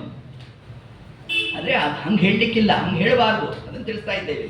ಅದರಿಂದ ಅದರ ಒಳಗೆ ಪರಮಾತ್ಮ ತಾನು ಸನ್ನಿಹಿತನಾಗಿ, ಅದಕ್ಕೆ ಆವಾಹಿತ ರೂಪಗಳು, ಅದೇ ನೀತ ಅಂತ ಕರೆದು. ಪ್ರತಿಮೆಯಲ್ಲಿ ಅಂಗನ್ಯಾಸ ಕರನ್ಯಾಸಾದಿಗಳನ್ನ ಪ್ರತಿಮಾಯಾನ್ ಸಾನ್ನಿಧ್ಯೆ ಅರ್ಚಕಸ್ಯ ತಪೋಬಲ ಆಚಾರ್ಯ ತಿಳಿಸಿದ್ದಾರೆ. ಒಂದು ಪ್ರತಿಮೆಯಲ್ಲಿ ಪರಮಾತ್ಮನ ಸನ್ನಿಧಾನ ಜಾಗೃತ, ಅದಕ್ಕೆ ಮಧ್ವರಾರ ಕರಾಜಿತವಾದ ಪ್ರತಿಮೆಗಳ ಬಗ್ಗೆ ಭಾರೀ ಮಹತ್ವ. ಅದಕ್ಕೆ ನಮ್ಮಲ್ಲಿ ಅದರ ದರ್ಶನಾದಿಗಳು ಮಾತ್ರದಿಂದಲೇ ನಮ್ಮ ಕೋಟಿ ಕೋಟಿ ಜನ್ಮದ ಪಾಪಾದಿಗಳೆಲ್ಲ ಭಸ್ಮ ಆಗುತ್ತೆ ಅಂತ ತಿಳಿಸಿದ್ದಾರೆ. ಯಾಕೆ? ಅದು ನೀತ ರೂಪ, ಭಾರೀ ಸನ್ನಿಧಾನ ತುಂಬುತ್ತಿದ್ದಾರೆ ಮಧ್ವ ಅರ್ಚಕಸ್ಯ ತಪೋಬಲ, ಭಾರೀ ಮಧ್ವರ ಸನ್ನಿಧಾನ ಅಂತ ಹೀಗೆ ಹೇಳ್ತಾ, ಅದೇ ನೀತ ಅಂದರೆ ಪ್ರತಿಮೆಗಳಲ್ಲಿ ಆವಾಹಿತ ರೂಪಗಳು ಅಂತ ತಿಳಿಸಿ. ಇನ್ನು ಸಾಧಾರಣ ರೂಪ ಅಂತ ಪರಮಾತ್ಮ, ಅದ್ಯಾವುದು? ಜೀವ ಜಡಾತ್ಮಕವಾಗಿ ಪರಮಾತ್ಮ ತಾನು ಸ್ಥಿತನಾಗಿದ್ದಾರೆ. ಇದನ್ನೇನಂತ ಕರೆದ್ರು? ಇದು ಸಾಧಾರಣ ರೂಪ. ಎಲ್ಲರಲ್ಲೂ ಎಲ್ಲ ಪದಾರ್ಥಗಳಲ್ಲೂ ಪರಮಾತ್ಮ ಇದ್ದಾರೆ. ನೋಡಿ, ಇದರಿಂದ ಏನಾಯಿತು? ಚಲಪ್ರತಿಮೆ ಅಚಲ ಪ್ರತಿಮೆ ವ್ಯತ್ಯಾಸವನ್ನು ಹೇಳಿದಂತೆ ಆಯಿತು. ಚಲಪ್ರತಿಮೆ ಜೀವರು, ಅಚಲ ಪ್ರತಿಮೆ ಜಡ ಪದಾರ್ಥ. ಜಡ ಪದಾರ್ಥದಲ್ಲೂ ಪರಮಾತ್ಮ ಇದ್ದಾನೆ. ಹೇಗಿದ್ದಾನೆ? ಸಾಧಾರಣ ರೂಪದಿಂದಿದ್ದಾನೆ. ಜೀವರಲ್ಲಿ ಹೇಗಿದ್ದಾನೆ ಪರಮಾತ್ಮ? ಸಾಧಾರಣ ರೂಪದಿಂದಿದ್ದಾನೆ. ಹಾಗಾದರೆ ಸಾಧಾರಣ ರೂಪ ಇದು ಅಂತಂದ್ರೆ ಒಬ್ರಿಗೊಬ್ರಿಗೆ ನಮಸ್ಕಾರ ಮಾಡುವುದರ ಒಂದು ಕ್ರಮ ಯಾಕೆ ಬಂತು? ಸಾಧಾರಣ ರೂಪವೇ ಎಲ್ಲರಲ್ಲೂ ಇದೆ ಅನ್ನಂಗಿದ್ರೆ ಇವರು ದೊಡ್ಡವರು ಉತ್ತಮರು ಅಂತ ನಾವು ಹೇಳೋದು, ಅವರಿಗೆ ನಮಸ್ಕಾರ ಮಾಡೋದು, ಇದೆಲ್ಲ ಯಾಕೆ ಬೇಕು ಅಂತಂದ್ರೆ ಅದಕ್ಕೆ ತಿಳಿಸಿದ್ರು ವಿಶೇಷ. ವಿಶೇಷ ಅಂತಂದ್ರೆ ಏನು? ಗೃಹಸ್ಥನಲ್ಲಿ ಇರ್ತಕ್ಕಂತಹ ಪರಮಾತ್ಮನ ಸಾನ್ನಿಧ್ಯಕ್ಕೂ ಯತಿಗಳಲ್ಲಿ ಇರ್ತಕ್ಕಂತಹ ಸನ್ನಿಧಾನಕ್ಕೂ ವ್ಯತ್ಯಾಸ ಮಾಡಿದ್ದಾನೆ ಪರಮಾತ್ಮ. ಅದೇ ವಿಶೇಷ. ನೋಡಿ, ಜೀವರಲ್ಲಿ ಅದ್ಯಾಪಿ ಯತಿಗಳಲ್ಲೂ ಸಾಧಾರಣ ಒಂದು ರೂಪ, ಆ ರೂಪಕ್ಕೆ ಪುನಃ ಆಧಿಕ್ಯವನ್ನು ಕೊಟ್ಟಿದ್ದರಿಂದ ಏನಾಯ್ತಲ್ಲಿ ವಿಶೇಷ ಸಾನ್ನಿಧ್ಯ ಬಂತು. ಆ ವಿಶೇಷ ಸಾನ್ನಿಧ್ಯದಿಂದಾಗಿ ಇದು ಒಂದು ಪರಮಾತ್ಮನ ಚಲಪ್ರತಿಮೆ. ಆ ಚಲಪ್ರತಿಮೆಗಳಲ್ಲೂ ಪುನಃ ಏನಾಯಿತು? ಭೇದವನ್ನು ಹೇಳ್ತಾ ಇದ್ದಾರೆ. ಹೇಗೆ ಹೇಳ್ತಾ, ಸಜಾತಿಯ ಅಂತಂದರೆ ಪರಮಾತ್ಮನ ಅವತಾರಗಳು, ಅಲ್ಲ ಏಕಪ್ರಕಾರ ಅವನ ರೂಪಾದಿಗಳು, ಅದು ಏಕಪ್ರಕಾರವಾಗಿ. ಇನ್ನು ಮುಂದೆ ನೈಜ ಅಂದರೆ ನೈಜ ಸಹಜ, ಹೆಂಗಾರು ಅರ್ಥ ಮಾಡ್ಬೋದು. ಸಹಜವಾಗಿ ಪರಮಾತ್ಮನ ರೂಪಗಳು. ಇದು ನೀತಕ್ಕೂ ನೈಜಕ್ಕೂ ವ್ಯತ್ಯಾಸ. ಹೇಗೆ ವ್ಯತ್ಯಾಸ ಅಂತಂದರೆ, ಈಗ ಶಾಲಗ್ರಾಮದಲ್ಲಿ ಪರಮಾತ್ಮ ತಾನು ಸಹಜವಾಗಿ ಸ್ಥಿತನಾಗಿದ್ದಾನೆ. ಶಾಲಗ್ರಾಮನೇ ದೇವರಲ್ಲ, ಅವನೇ ಸ್ವಯಂ ಬಂದು ಕೂತಿದ್ದಾನೆ. ನಾವೇನು ದೇವರನ್ನ ಬಾರಯ್ಯ ಬಾಬಾ ಅಂತ ಕರೆದು ಶಾಲಗ್ರಾಮದಲ್ಲಿ ಕೂಡಿಸಿದ್ದಲ್ಲ, ಅವನೇ ಬಂದು ಕೂತ್ಬಿಟ್ಟಿದ್ದಾನೆ. ಇದು ನೈಜ. ಆದರೆ ನೀತ ರೂಪದಲ್ಲಿ ಏನು ಅಂತಂದ್ರೆ, ನಾನು ಕರೆದಿದ್ದರಿಂದಾಗಿ ದೇವರು ಬಂದ ಪ್ರತಿಮೆಯಲ್ಲಿ. ಆ ಪ್ರತಿಮೆಗಳಲ್ಲಿ ನಾವು ಕರಿಬೇಕು, ಶಾಲಗ್ರಾಮದಲ್ಲಿ ಕರೆಯುವ ಪ್ರಸಂಗ ಇಲ್ಲ, ಸಹಜವಾಗಿ ದೇವರು ಸ್ಥಿತನಾಗಿದ್ದಾನೆ. ಇದೇನಾಯ್ತು ನಮಗೆ? ಇದೊಂದು ಪ್ರತೀಕ ಆಯಿತು ದೇವರನ್ನು ಉಪಾಸನೆ ಮಾಡಲಿಕ್ಕೆ. ಹೀಗೆ ಹೇಳ್ತಾ, ಇನ್ನು ವಿಜಾತೀಯ ಅಂತಂದರೆ ಬ್ರಹ್ಮಾದಿಗಳಲ್ಲಿ ಅವರವರ ಯೋಗ್ಯತಾನುಸಾರ ಪರಮಾತ್ಮ ತಾನೇ ಸ್ಥಿತನಾಗಿದ್ದಾನೆ. ಇದು ವಿಜಾತೀಯ ಅಂತ ನಮಗೆ ತಿಳಿಸಿದ್ದಾರೆ. ಈ ವಿಜಾತೀಯ ಅನ್ನೋದಕ್ಕೆ ಇನ್ನೊಂದು ಕ್ರಮದಲ್ಲೂ ನಾವು ಅರ್ಥ ಮಾಡಲಿಕ್ಕೆ ಅವಕಾಶ ಉಂಟು. ಹೇಗೆ ಅಂತಂದರೆ, ಸಜಾತೀಯವಾದ ಪದಾರ್ಥಗಳಲ್ಲಿ ಒಂದು ವಿಜಾತೀಯವಾದ ಪದಾರ್ಥ ಸೇರಿತು. ಹೇಗೆ ಅಂತಂದರೆ, ಉಡುಗಳ ಮಧ್ಯದಲ್ಲಿ ಚಂದ್ರ ಇದ್ದಂತೆ. ನಕ್ಷತ್ರಗಳು ಒಂದು ಜಾತಿ, ಅದರಿಂದ ಭಿನ್ನ ಜಾತಿ ಯಾರು? ಚಂದ್ರ. ಚಂದ್ರನಲ್ಲಿ ಪರಮಾತ್ಮಂದು ಏನಾಯಿತು? ವಿಶಿಷ್ಟವಾದ ಸನ್ನಿಧಾನ ಬಂತು. ಆದರೆ ಚಂದ್ರ ಇರೋದೆಲ್ಲಿ? ಎಲ್ಲ ನಕ್ಷತ್ರಗಳ ಮಧ್ಯದಲ್ಲಿದ್ದಾನೆ. ಆದರೆ ನಕ್ಷತ್ರ ಗುಂಪಿಗೆ ಸೇರಿಲ್ಲ, ಅವನು ವಿಜಾತೀಯನಾದ. ಆ ಸಜಾತೀಯವಾದ ಪದಾರ್ಥಗಳ ಮಧ್ಯದಲ್ಲಿ ವಿಜಾತೀಯವಾದ ಒಂದು ಪದಾರ್ಥದಲ್ಲಿ ತನ್ನ ವಿಶಿಷ್ಟವಾದ ಸನ್ನಿಧಾನವನ್ನು ಇಟ್ಟಿರೋದು ಯಾವುದು? ಅದು ವಿಜಾತೀಯ. ಈ ಕ್ರಮದ ಒಂದು ಅಧಿಷ್ಠಾನವನ್ನು ನಾವು ಚಿಂತನೆ ಮಾಡಬೇಕು. ಅದಕ್ಕೆ ಸಂಚಿಂತಿಸಿ, ಚೆನ್ನಾಗಿ ಯೋಚನೆ ಮಾಡಿ ಎಂತಂದ್ರು ಇದ್ರ ಬಗ್ಗೆ. ಇಲ್ಲ ಬರೀ ಚಿಂತಿಸಿ ಆಗಬೇಕಾಗಿತ್ತದು. ಯಾಕೆ ಸಂಚಿಂತಿಸಿ ಸ್ವಲ್ಪ ತಲೆ ಖರ್ಚು ಮಾಡಿ ಇದಕ್ಕೆ ಅಂತಂದು. ಇಷ್ಟು ಕ್ರಮದಲ್ಲಿ ಪರಮಾತ್ಮನ ಅಧಿಷ್ಠಾನ ಭೇದಗಳಿದೆ. ಅಧಿಷ್ಠಾನ ಭೇದ ಹೊರತಾಗಿ ಪರಮಾತ್ಮನ ಭೇದ ಅಲ್ಲ, ಅದನ್ನು ತಿಳಿದಿರಬೇಕು. ಹೀಗೆ ಹೇಳ್ತಾ ಇನ್ನ ಖಂಡ ಅಖಂಡ. ಅಖಂಡ ಯಾವ ಜೀವ ಪರ್ಯಂತರವಾಗಿ ಪರಮಾತ್ಮ ತಾನಿದ್ದಾನೋ ಇದೇ ಅಖಂಡ ರೂಪ. ಜೀವ ಯಾವತ್ತಿಂದ ಇದ್ದಾನೋ, ಯಾವತ್ತಿನ ತನಕ ಜೀವ ಇರ್ತಾನೋ, ಅನಾದಿ ಅನಂತ ತನಕ ಇರ್ತಕ್ಕಂತಹ ಪರಮಾತ್ಮ ಜೀವರಲ್ಲಿ ಸ್ಥಿತನಾಗಿರೋದೇ ಅಖಂಡ ರೂಪ. ಖಂಡ ರೂಪ ಅಂದ್ರೆ ಏನು? ಮಧ್ಯವಿಜಯದಲ್ಲಿ ನಾವು ನೋಡಿದ್ವಲ್ಲ, ಒಬ್ಬ ಹೆಳವ ಧ್ವಜಸ್ತಂಭವನ್ನು ಹತ್ತದ,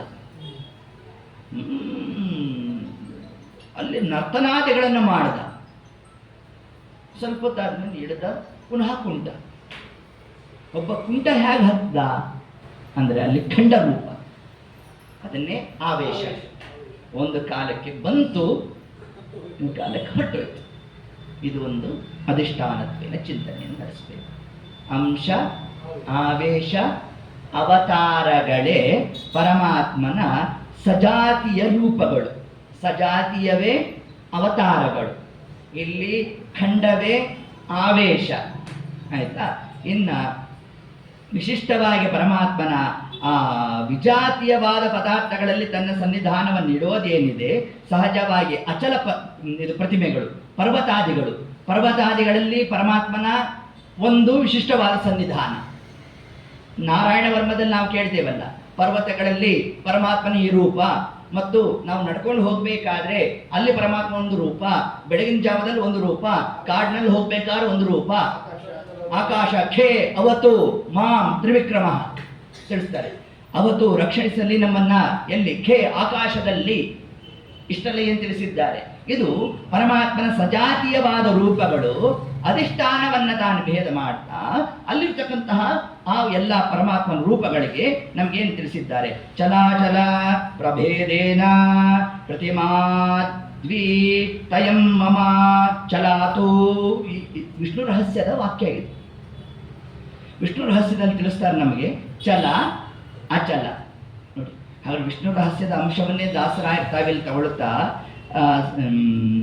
ಸಂಚಲ ಪ್ರತಿಮೆ ಅಚಂಚಲ ಪ್ರಕೃತಿ ಅನ್ನೋದಕ್ಕೆ ಮೂಲ ಶಬ್ದ ಯಾವುದಾಯ್ತು ನಮಗೆ ಅಂದರೆ ವಿಷ್ಣು ರಹಸ್ಯದಲ್ಲಿ ಚಲ ಅಚಲ ಪ್ರಭೇದೇನ. ಭೇದ ಇದೆ ಅಲ್ಲಿ. ಯಾವುದು? ಅಧಿಷ್ಠಾನದಲ್ಲಿ ಭೇದ, ಪರಮಾತ್ಮನಲ್ಲಿ ಭೇದ ಅಲ್ಲ.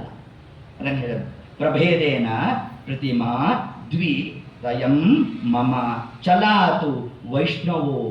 ಚಲ ಪ್ರತಿಮೆಗಳಲ್ಲಿ ನನ್ನ ಸನ್ನಿಧಾನ ಎಲ್ಲಿ ನೀವು ಕಾಣಬೇಕು ಅಂತಂದರೆ ಅದು ವೈಷ್ಣವೋ ವಿಪ್ರೋ ದ್ವಿವಿಧಾತ್ವ ಚಲಾಮತ್ ಸಹಜ ತ್ರಿಧಾ ಸ್ಮೃತ. ಈ ಕ್ರಮದಲ್ಲಿ ಒಂದಾಗಿ ನನ್ನ ವಿಶಿಷ್ಟವಾದ ಸನ್ನಿಧಾನವನ್ನು ನೀವು ಕಾಣಬೇಕು ಅಂತಂದರೆ ಅದೆಲ್ಲಿ ಕಾಣಬೇಕು ಅಂತಂದರೆ ಚಲಪ್ರತಿಮೆಗಳಲ್ಲಿ. ಅಂತಂದರೆ ಚಲಪ್ರತಿಮೆ ಅಂದರೆ ಓಡಾಡೋದು. ಓಡಾಡೋದ್ರಲ್ಲಿ ನನ್ನ ಸನ್ನಿಧಾನ ಎಲ್ಲಿದೆ ಅಂದರೆ ಯಾರು ವೈಷ್ಣವರೋ ಅವರಲ್ಲಿ ನನ್ನ ವಿಶಿಷ್ಟವಾದ ಸನ್ನಿಧಾನ. ವಿಪ್ರಹ ಅಂದರೆ ಯಾರು ಬ್ರಾಹ್ಮಣೋತ್ತಮರು, ಅರ್ಥಾತ್ ಶಾಸ್ತ್ರಾದಿಗಳನ್ನು ಅಧ್ಯಯನ ಮಾಡಿರ್ತಕ್ಕಂಥವರು ಯಾರಿದ್ದಾರೆ ಅವರಲ್ಲಿ ನನ್ನ ಸನ್ನಿಧಾನ. ಇನ್ನು ಪುನಃ ಇನ್ನೊಂದು ಪ್ರಭೇದವನ್ನು ಮಾಡಿದ ಪರಮಾತ್ಮ, ಅದೆಲ್ಲಿ? ಸಹಜ. ಇನ್ನು ಸಹಜವಾದ ರೂಪಗಳಲ್ಲಿ ತ್ರಿವಿಧ, ಮೂರು ಕಡೆಯಲ್ಲಿ ನನ್ನ ಸಹಜವಾದ ರೂಪವನ್ನು ಇಟ್ಟಿರ್ತೇನೆ. ತೀರ್ಥಕ್ಷೇತ್ರ, ಶಿಲಾಭೇದ, ತಜ್ಜಲಂ ತೀರ್ಥಮಿದಂ ಸ್ಮೃತಂ. ಭೂಭಾಗ ಕ್ಷೇತ್ರಮಿತ್ಯುಕ್ತಃ ಶಾಲಗ್ರಾಮಾದಿಕಾಃ ಶಿಲಾಃ ಶಾಲಗ್ರಾಮ ಶಿಲಾಯಾಂ ತು ಪೂಜನಂ ಸರ್ವಸಮ್ಮತಂ. ಇದನ್ನು ಕೃಷ್ಣಾಮೃತದಲ್ಲಿ ಆಚಾರ್ಯ ತಾವೇನು ಕೊಟ್ಟಿದ್ದಾರಲ್ಲ, ಇದು ವಿಷ್ಣು ರಹಸ್ಯದ ಸಂಗ್ರಹ. ಕೃಷ್ಣಾಮೃತ ಮಹಾರ್ಣವ ಆಚಾರ್ಯ ಸಂಗ್ರಹ ಮಾಡಿಕೊಟ್ಟಿರೋದು, ಆಚಾರ್ಯ ಶ್ಲೋಕ ರಚನೆ ಮಾಡಿರೋದಲ್ಲ. ಎಲ್ಲ ಅಲ್ಲೆಲ್ಲಿದೆಯೋ ಎಲ್ಲ ತಗೊಂಡು ಕೃಷ್ಣಾಮೃತ ಮಹಾರ್ಣವದಲ್ಲಿ ಕೊಟ್ಟಿರ್ತಕ್ಕಂಥದ್ದು. ತಸ್ಯಾಹ ಸಹಜ ಮೂರ್ತತ್ವಾತ್ ಶ್ವಪಾಕ ಸ್ಪರ್ಶನಾದಿನ ಸಾನ್ನಿಧ್ಯಂ ಮಮ ನಾಪೈತಿ ಸರ್ವದಾ ಮಮ ಸನ್ನಿಧಿ. ಶಾಲಗ್ರಾಮಾದಿಗಳಲ್ಲಿ ಪರಮಾತ್ಮನ ಆ ಸಹಜ ಸನ್ನಿಧಾನ ಏನಿದೆ ಅದನ್ನ ಆ ಶಾಲಗ್ರಾಮವನ್ನ ಶ್ವಪಾಕ ಸ್ಪರ್ಶ, ಶ್ವಪಾಕ ಅಂದ್ರೆ ನಾಯಿಯನ್ನ ಪಾಕ ಮಾಡಿ ನಾಯಿ ಮಾಂಸ ತಿಂತಕ್ಕಂಥವನು ಯಾರು ಅಂಥವನಾದರೂ ಕೂಡ ಶಾಲಗ್ರಾಮವನ್ನು ಸ್ಪರ್ಶ ಮಾಡಿದ್ರೆ ನನ್ನ ಸನ್ನಿಧಾನ ಅಲ್ಲಿಂದ ಹೋಗೋಲ್ಲ ಅಂತ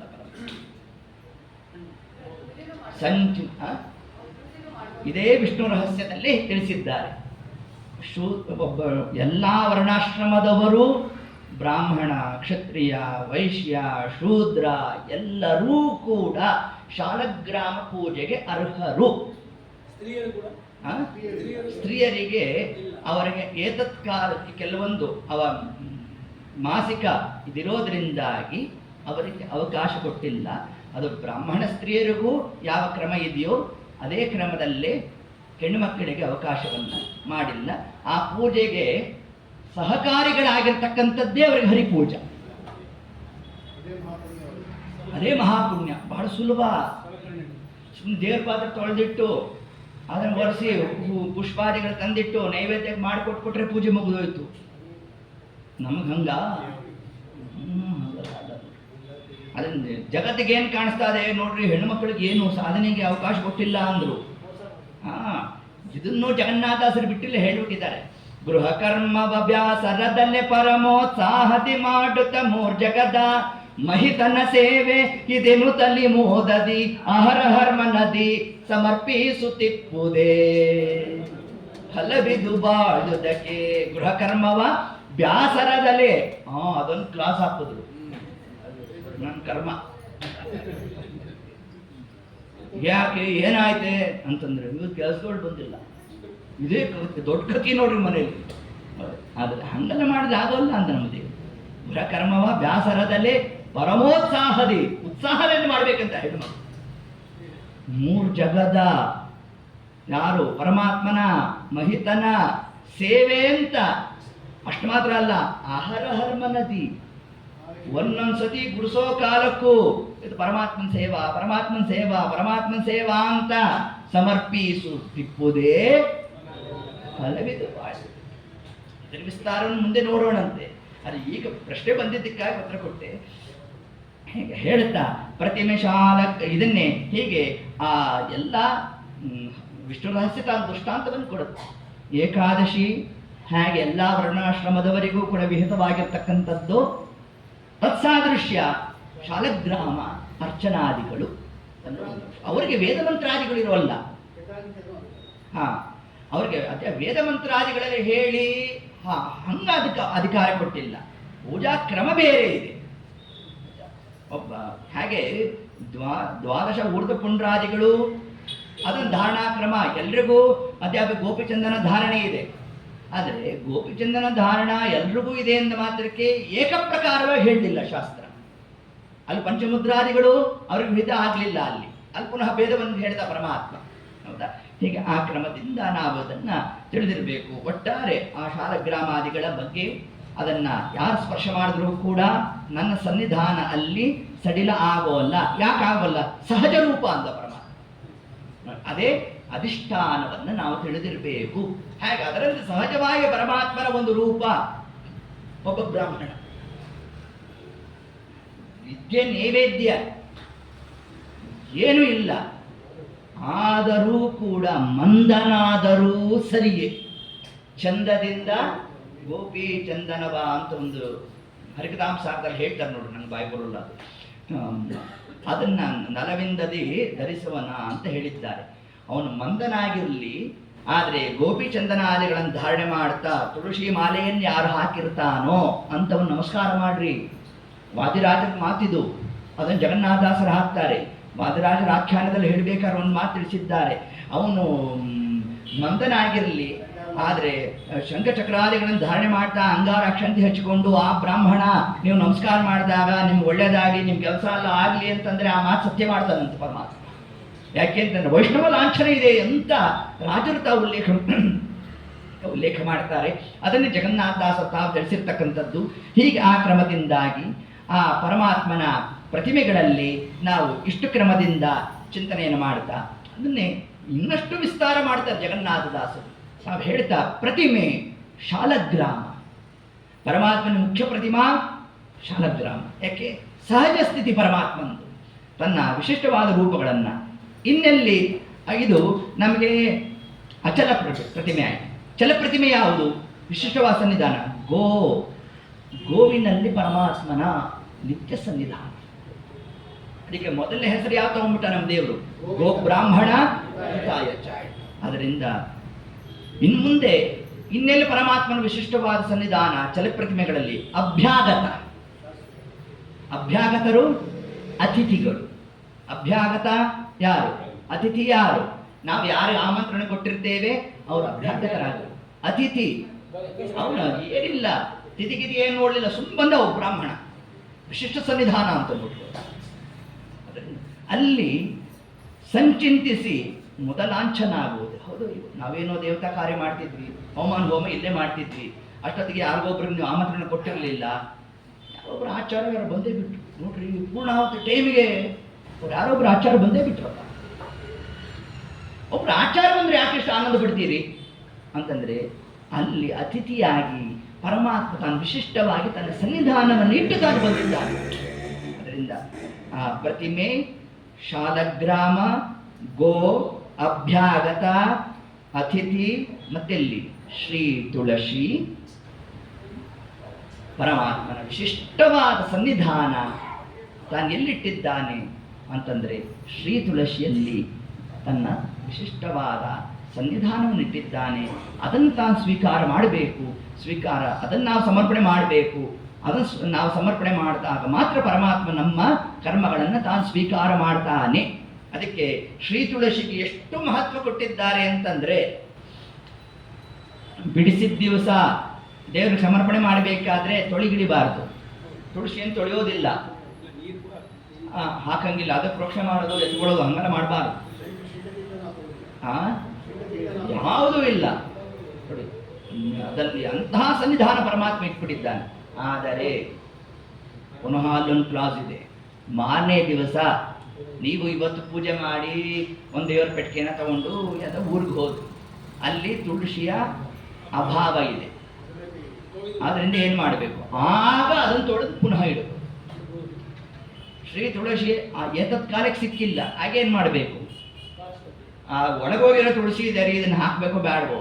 ಹಾಕು ಅಂತ ನಮ್ಮ ದೇವರು ಬರಲ್ಲ. ನೋಡಿ ಎಷ್ಟು ಪರಮಾತ್ಮನ ಸನ್ನಿಧಾನ ಅದು. ಸರಿ, ಅದು ಇಲ್ಲ, ಕಾಷ್ಟ ಇದೆಯಾ ಹಾಕ್ರಿ ಅಂತ. ಸರಿ, ಕಾಷ್ಟನೂ ಇಲ್ಲ, ಆಗೇನು ಮಾಡಬೇಕು? ಸ್ಮರಣೆ ಮಾಡ್ರಿ. ಮೃತಿಕೆ ಇದೆಯಾ? ಮೃತಿಕೆ ಏನು ಸಮರ್ಪಣೆ ಮಾಡಿ.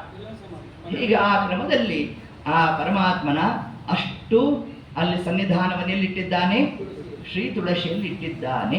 ಇನ್ನು ಪಿಪ್ಪಲ, ಅಶ್ವತ್ಥ ವೃಕ್ಷದಲ್ಲಿ ಪರಮಾತ್ಮ ತನ್ನ ವಿಶಿಷ್ಟವಾದ ಸನ್ನಿಧಾನವನ್ನು ತಾನು ಇಟ್ಟಿರ್ತಕ್ಕಂಥದ್ದು. ಪೃಥ್ವಿ, ಭೂಮಿಯಲ್ಲಿ ತನ್ನ ವಿಶಿಷ್ಟವಾದ ಸನ್ನಿಧಾನವನ್ನು ಇಟ್ಟಿದ್ದಾನೆ. ಮತ್ತು ಜಲ ಅಂದರೆ ತೀರ್ಥಕ್ಷೇತ್ರದಲ್ಲಿ ಇರ್ತಕ್ಕಂತಹ ತೀರ್ಥಗಳು, ಜಲ, ಅದರಲ್ಲಿ ಯಾಕೆ ನಮ್ಮ ಎಲ್ಲ ಕರ್ಮಗಳು ಹುಟ್ಟೋದು ಯಾವುದರಿಂದ? ಜಲದಿಂದ. ಅದು ಶಿಖಿ ಅಂದರೆ ಅಗ್ನಿಯಲ್ಲಿ ಪರಮಾತ್ಮನ ವಿಶಿಷ್ಟವಾದ ಸನ್ನಿಧಾನ. ಪವನ, ಗಾಳಿಯಲ್ಲಿ ಪರಮಾತ್ಮನ ತಾರ, ನಕ್ಷತ್ರಗಳು, 27 ಮಹಾನಕ್ಷತ್ರಗಳೇನಿದೆ ಆ ನಕ್ಷತ್ರದಲ್ಲಿ ಪರಮಾತ್ಮ ತಾನು ಸನ್ನಿಹಿತನಾಗಿರ್ತಕ್ಕಂಥದ್ದು. ಅಂದರೆ ಇವೆಲ್ಲವೂ ನಮಗೇನಾಯಿತು? ಚಲ, ಅಚಲ ಪ್ರತಿಮೆಗಳು. ಈ ಅಧಿಷ್ಠಾನದಲ್ಲಿ ನಾವು ಪರಮಾತ್ಮನನ್ನ ಉಪಾಸನೆಯನ್ನು ಮಾಡ್ತಕ್ಕಂಥದ್ದು ಅಂತ ತಿಳಿಸಿದ್ದಾರೆ. ಇಲ್ಲಿ ಹೇಳಿರ್ತಕ್ಕಂತಹ ಇದರಲ್ಲಿ ತಾರ, ನವಗ್ರಹ, ಯೋಗ, ಕರಣ, ತಿಥಿ, ಇದೆಲ್ಲದಕ್ಕೂ ಕೂಡ ನಾವು ಒಟ್ಟಾರೆ ನವಗ್ರಹ ಮಂಡಲ, ಅದರಲ್ಲಿರ್ತಕ್ಕಂತಹ ಪುನಃ ನಮಗೆ ನಕ್ಷತ್ರಗಳು, ಪುನಃ ನಮಗೆ ಯೋಗ, ಕರಣ ಅಂತ ನಾವೇನು ಪ್ರತಿನಿತ್ಯ ಓದ್ತೇವಲ್ಲ ಪಂಚಾಂಗ ಶ್ರವಣ ಮಾಡಬೇಕಾದ್ರೆ, ಆ ಯೋಗ, ಕರಣ, ತಿಥಿ, ವಾರ, ಇದೆಲ್ಲದರಲ್ಲೂ ಕೂಡ ಪರಮಾತ್ಮ ತಾನು ಸಿದ್ಧನಾಗಿದ್ದಾನೆ. ಇದೆಲ್ಲವನ್ನು ತಾನು ಧಾರಣೆ ಮಾಡಿದ್ದಾನೆ. ಇದು ಪರಮಾತ್ಮನ ವಿಶಿಷ್ಟ. ಅದೇ ಶಿಂಶುಮಾರ ರೂಪ. ಶಿಂಶುಮಾರ ರೂಪದಿಂದ ಪರಮಾತ್ಮ ಏನು ಮಾಡ್ದ? ಎಲ್ಲ ಗ್ರಹ ಮಂಡಲವನ್ನೂ ಧಾರಣೆ ಮಾಡ್ದ. ಎಲ್ಲ ರಾಯುಷ್ಯವ ಶಿಂಶುಮಾರ ದೇವ ಸಲೀಲೆಯಿಂದಲೇ ತೊಲಗಿಸುವ ಅಂತ ರಾಜರೇ ತಿಳಿಸ್ತಾರೆ. ಸಮಗ್ರವಾಗಿ ಎಲ್ಲ ಜೀವರಾಶಿಗಳ ಆಯುಷ್ಯವನ್ನ ನಿರ್ಧಾರ ಮಾಡ್ತಕ್ಕಂಥದ್ದೇ ಶಿಂಶುಮಾರ ರೂಪ. ಆ ಶಿಂಶುಮಾರ ರೂಪದಲ್ಲಿ ತಾನು ನಕ್ಷತ್ರಗಳನ್ನು ಧಾರಣೆ ಮಾಡಿದ್ದಾನೆ. ತನ್ನ ಒಂದೊಂದು ರೋಮದಲ್ಲೂ ಅನಂತ ನಕ್ಷತ್ರಗಳೇನಿದೆ ಅದನ್ನು ತಾನು ಧಾರಣೆ ಮಾಡಿದ್ದಾನೆ. ಇನ್ನ ಧಾತರು ವಿಧಾತರು ಇವರೇ ಅಗ್ನಿ ಮತ್ತು ಇಂದ್ರ ಇವರನ್ನ ತನ್ನ ಬಾಲದಲ್ಲಿ ಧಾರಣೆ ಮಾಡಿದ್ದಾನೆ ಪರಮಾತ್ಮ. ಬಾಲದ ತುದಿಯಲ್ಲಿ ಧಾರಣೆ ಮಾಡಿರ್ತಕ್ಕಂಥದ್ದು ಯಾರನ್ನ? ಧ್ರುವರಾಜರನ್ನ ಪರಮಾತ್ಮ ತಾನು ಧಾರಣೆ ಮಾಡಿರ್ತಕ್ಕಂಥದ್ದು. ತನ್ನ ಎರಡು ಭಾಗದಲ್ಲಿ ಬಲಭಾಗ ಎಡಭಾಗ ಅಲ್ಲಿ ಎರಡು ಅಯನಗಳನ್ನು ಧಾರಣೆ ಮಾಡಿದ್ದಾನೆ. ಅದೇ ಉತ್ತರಾಯಣ ದಕ್ಷಿಣಾಯನ ಅಂತ ಎರಡು ಅಯನಗಳು. ಇವೆಲ್ಲವೂ ಕೂಡ ಪರಮಾತ್ಮನ ಒಂದು ಆಶ್ರಯದಲ್ಲಿ ಇರ್ತಕ್ಕಂಥದ್ದು. ಅದರ ಒಳಗೆ ಪರಮಾತ್ಮ ಇದ್ದಾನೆ, ತಾನು ಹೊರಗಿನಿಂದ ತಾನು ಧಾರಣೆ ಮಾಡ್ತಾ ಇದ್ದಾನೆ. ಹೀಗೆ ಅಣುವರಣೀಯಾನ್ ಮಹಿತೋ ಮಹಿಯಾನ್, ತಾನು ಒಳ ಹೊರಗೆ ವ್ಯಾಪ್ತನಾಗಿದ್ದಾನೆ ಪರಮಾತ್ಮ. ಈ ಕ್ರಮದಲ್ಲಿ ಸಂಚಿಂತಿಸಿ ಮೊದಲಾಂಛನ ಆಗುವುದೇ ಫಲವಿದು ಬಾಳ್ದುದಕ್ಕೆ ಅಂತ ಇಷ್ಟು ಅಂಶವನ್ನು ನಮಗೆ ಹೇಳುತ್ತಾ ಇನ್ನು ಇವತ್ತಿನ ಅವಾಂತರ ಮಂಗಲವನ್ನ ನಾವು ಮಾಡ್ತಾ ಪನ್ನಗಾಚಲ ಸನ್ನಿವಾಸ ಪಾವನ್ನ ಚರಿತ ಸದ್ಗುಣ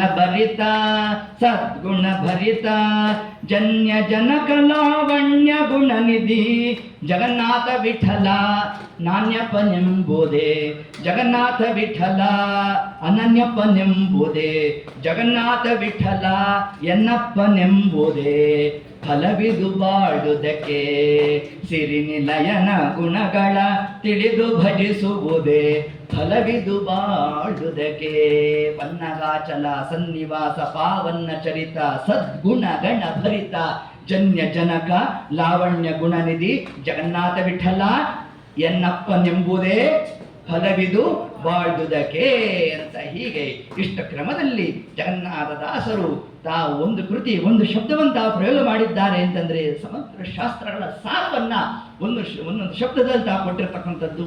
ಅದರಲ್ಲಿ ಯಥಾಮತಿ ಯಥಾಶಕ್ತಿ ಒಂದೆರಡು ಶಬ್ದಗಳನ್ನು ಹೇಳ್ತಕ್ಕಂತಹ ಒಂದು ಸೌಭಾಗ್ಯ ನಮಗೆ ಪ್ರಾಪ್ತಿಯಾಯಿತು. ಇದನ್ನ ಈ ಒಂದು ಇಷ್ಟು ದಿವಸಗಳ ಕಾಲ ಹೇಳ್ತಕ್ಕಂತಹ ಒಂದು ಸೌಭಾಗ್ಯ ಹರಿವಾಯು ಗುರುಗಳು ನಮಗೇನು ಅನುಗ್ರಹ ಮಾಡಿಕೊಟ್ಟಿದ್ರು. ಅದನ್ನು ನಾವು ಅಸ್ಮದ್ ಗುರುವಂತರ್ಗತ ನಮಗೆ ಪಾಠ ಮಾಡತಕ್ಕಂತಹ ನಮ್ಮ ತಂದೆಯವರು ವಿಶೇಷವಾಗಿ ಈ ಫಲವಿದ ಬಾಳ್ದಕ್ಕೆ ಈ ರಾಗಗಳನ್ನು ನಾವು ಹೇಳಿಕೊಟ್ಟವರು ತ್ರಿವಿಕ್ರಮಾಚಾರ್ಯರು ಅಂತ. ಇದರ ರಾಗದಲ್ಲಿ ಬಹಳ ಸುಂದರವಾಗಿ ಅವರು ದೇವರ ನಾಮವನ್ನು ಹೇಳ್ತಾರೆ. ಅವರು ನಮಗೆ ಇದರ ಪಾಠವನ್ನು ಸುಮಾರು ನಮಗೆ 12 ವರ್ಷ ಇದ್ದಾಗ ಇದರ ಪಾಠ ಮಾಡಿದ್ದವರು. ಆ ಕಾಲಕ್ಕೆ ಇದರದೆಲ್ಲ ತತ್ವಗಳನ್ನು ನಮಗೆ ಉಪದೇಶ ಮಾಡ್ತಾ ಈ ದೇವರ ನಾಮವನ್ನು ನಾವು ಹೇಳಿಕೊಟ್ಟಿದ್ದು. ಆದ್ದರಿಂದ ಆ ರಾಗಾದಿಗಳಂತೆ ಅನುರಾಗ ಮೂಡಲಿಕ್ಕೆ ಅವರು ಕೂಡ ವಿಶೇಷ ಕಾರಣೀಭೂತರು. ಅವ್ರಿಗೂ ಕೂಡ ನಾವು ವಿಶೇಷವಾಗಿ ಏತತ್ಕಾಲ ಭಕ್ತಿ ಪ್ರಣಾಮಗಳನ್ನು ಸಲ್ಲಿಸ್ತಾ ಇದ್ದೇವೆ ಅಂತ ಹೇಳ್ತಾ, ಇನ್ನು ನಮಗೆ ಪ್ರಕರಣ ಪಾಠಗಳನ್ನು ಮಾಡಿರ್ತಕ್ಕಂತಹ ನಮ್ಮ ತಂದೆಯವರು ಮತ್ತು ನಮ್ಮ ಎಲ್ಲ ಗಂಭೀರ ಸ್ವಾಮಿಗಳು ತದಂತರ್ಯಾಮಿ ಶ್ರೀಮದ್ ರಾಘವೇಂದ್ರ ಶ್ರೀಮದ್ ಜಗನ್ನಾಥದಾಸರು, ಶ್ರೀಮದ್ ಜಗನ್ನಾಥದಾಸನಂತರ್ಗತ, ಗೋಪಾಲದಾಸನಂತರ್ಗತ, ವಿಜಯದಾಸನಂತರ್ಗತ, ಪುರಂದರದಾಸನಂತರ್ಗತ, ಶ್ರೀಮದ್ ರಾಘವೇಂದ್ರ ತೀರ್ಥಂತರ್ಗತ, ಭಾರತೀಯರ ಮುಖ್ಯ ಪ್ರಾಣಾಂತರ್ಗತ ಅಸ್ಮತು ಕುಲದೇವತಾ ಶ್ರೀಭೂ ಸಮೇತನಾದ ಶ್ರೀ ಶ್ರೀನಿವಾಸ ದೇವರಲ್ಲಿ ನಾವು ಸಮರ್ಪಣೆಯನ್ನು ಮಾಡೋಣ ಎಂಬಲ್ಲಿಗೆ ಅಭಿಪ್ರಾಯ ಸಂಪೂರ್ಣಂ. ಸರ್ವಂ ಶ್ರೀ ಕೃಷ್ಣಾರ್ಪಣಮಸ್ತು. ಹರಯೇ ನಮಃ.